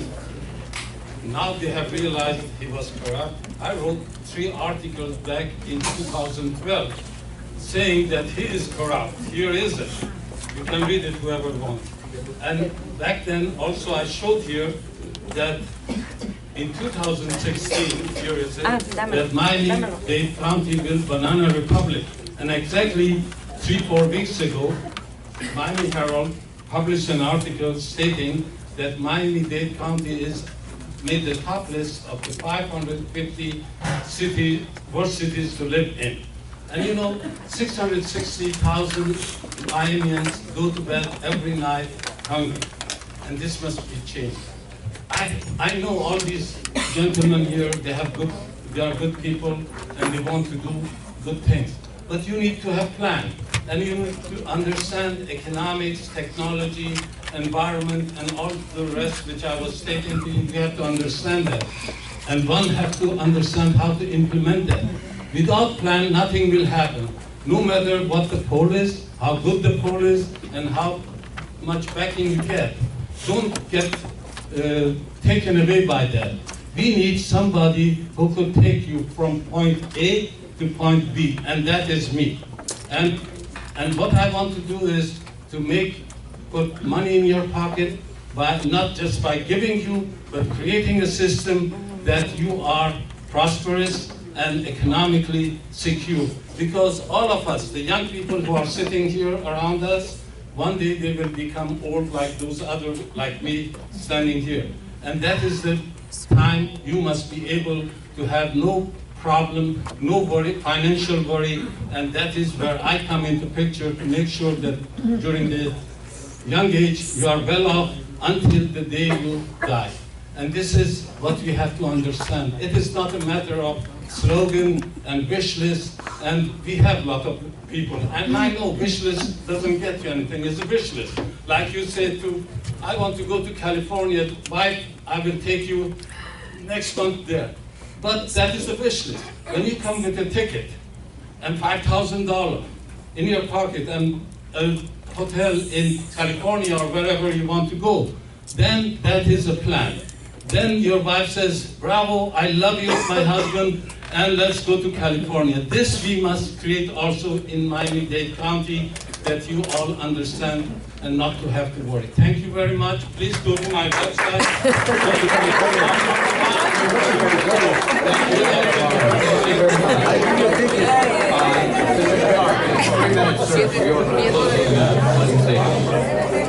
I want to thank Mr. Hudson for moderating. I also want to thank the 4 organizations. It's truly an honor, a privilege, and a real blessing just to be here with all of you tonight.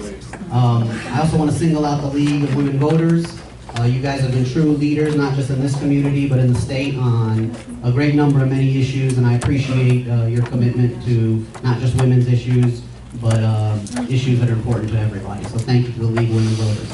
But also, more importantly, thank you to all of you. Like I said at the beginning, you know, you've renewed my faith in our fellow citizens' commitment to our democracy. And it's a beautiful thing to see you all here tonight and so passionate. I really am very excited. My name is BJ Shazar. I'm going to appear on your ballot as number 121 in the office for mayor. I'm an Army veteran, and I believe it's time that we have a veteran come and deal with our problems, but also talk about our potential. I think it's important that we tackle violent crime in our certain neighborhoods with community-based policing, criminal justice reform, and most importantly, addressing poverty with small business economic-based development. I think it's also important that we invest in our library system. When I was a little boy, we had a world-class library system. Today, we have 42% adult illiteracy. 42%. What does that say about all of us? I think it's very important that we have a new mayor who brings new values, like an open-door policy that we have in the military. So any of you can come visit me. You can make an appointment, or we'll have open days where you can come, first serve, and tell me what your issues are and what you'd like to see done here in Dade County. I also want to see springtime budget hearings. What you have now is what's called a dog and pony show.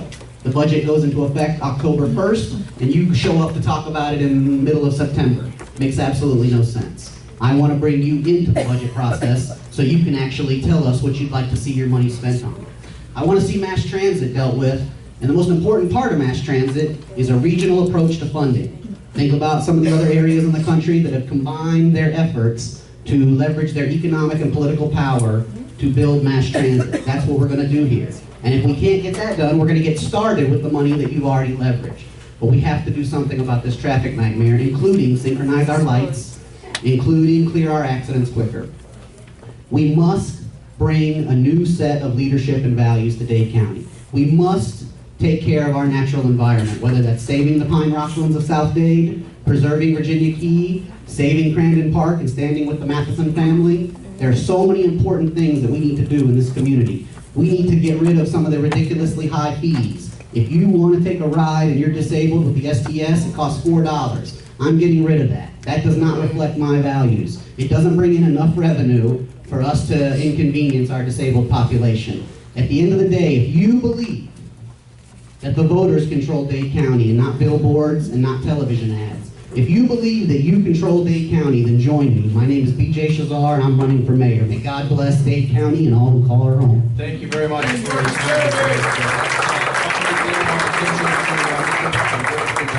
your closing statement, please. Good evening. Once again, my name is Frederick Bryant. Again, I want to thank the organizers of this forum, Mr. Moderator. You did a wonderful job. I would like to say that I'm glad to be here amongst this melting pot. I'm glad to be able to contribute to this melting pot. And since I'm in this race, it's going to be a huge turnout because I'm going to get a whole lot of votes. And I tell you what, when you go in that ballot booth on August the 30th, consider Frederick Bryant, number 120. And you all have a blessed evening. Wonderful. Thank you very much, sir. The League of Women Voters of Miami-Dade County, the Women's Fund, the Women's Chamber of Commerce, and of course our host tonight. Many, many thanks to the YWCA of Greater Miami for their wonderful hospitality. I'm Tom Hudson with WLRN, proud to be a part of this. Thank you, and thank you for participating.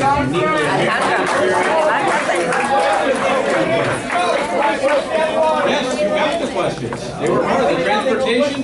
We had transportation questions, we had housing questions, we had public safety questions. They were all in there, sir. They were all in there. They were all. We need to know if we're going to still have a strong mayor. We're going to get rid of the strong mayor. Thank you very much for your time tonight, folks.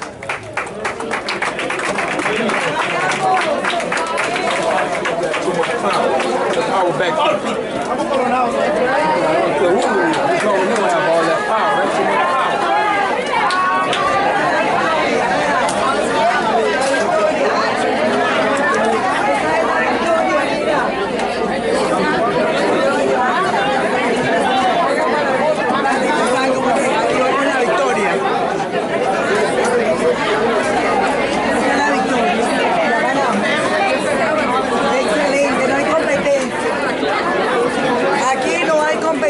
Aquí ya ganamos. Es el ganador. Ya ganamos. No hay duda. Sigan derecho hacia rotonda. Hace falta poder dejar salir a las personas. Gracias, muchas gracias. Sí, yo creo que sí, pero no está bien. Lo importante es que todo el mundo salga. Aquí ya ganamos, pero que me estoy aguantando de... Okay, please keep moving down towards the exit. ¿Todo bien? Yo sé. Gracias.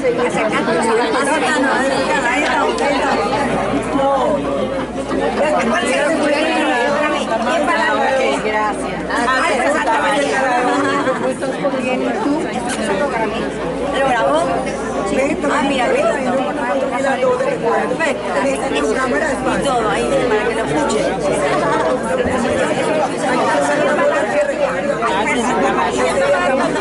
De noche y de día, gracias.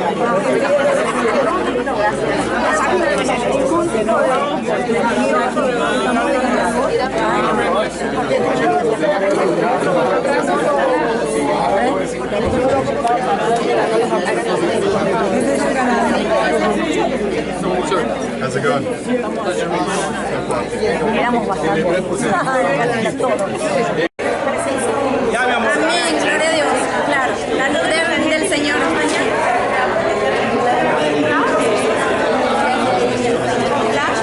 ¿Cómo tú quedas? Gracias.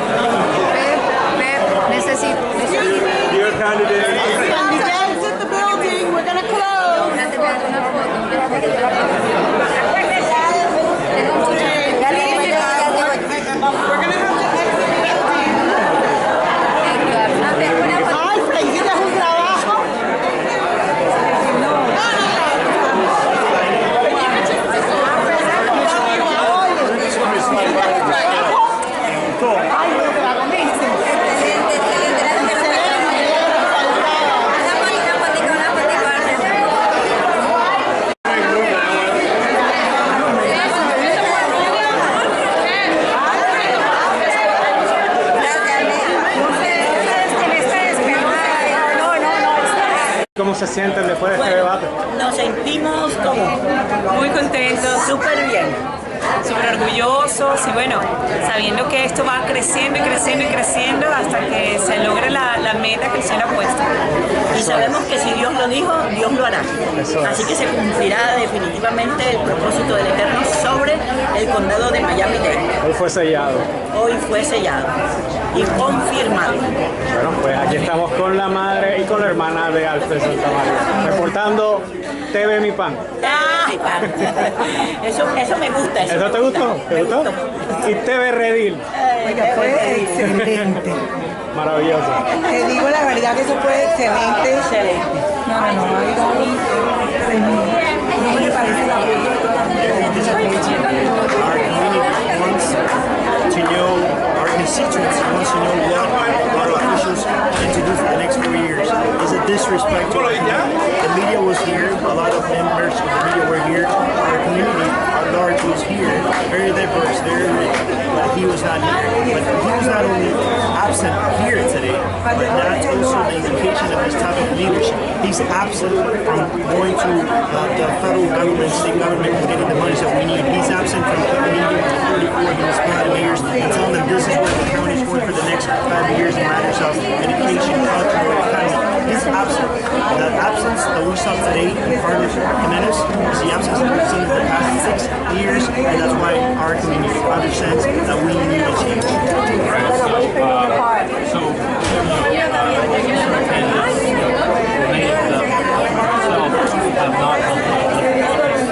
How would you convince voters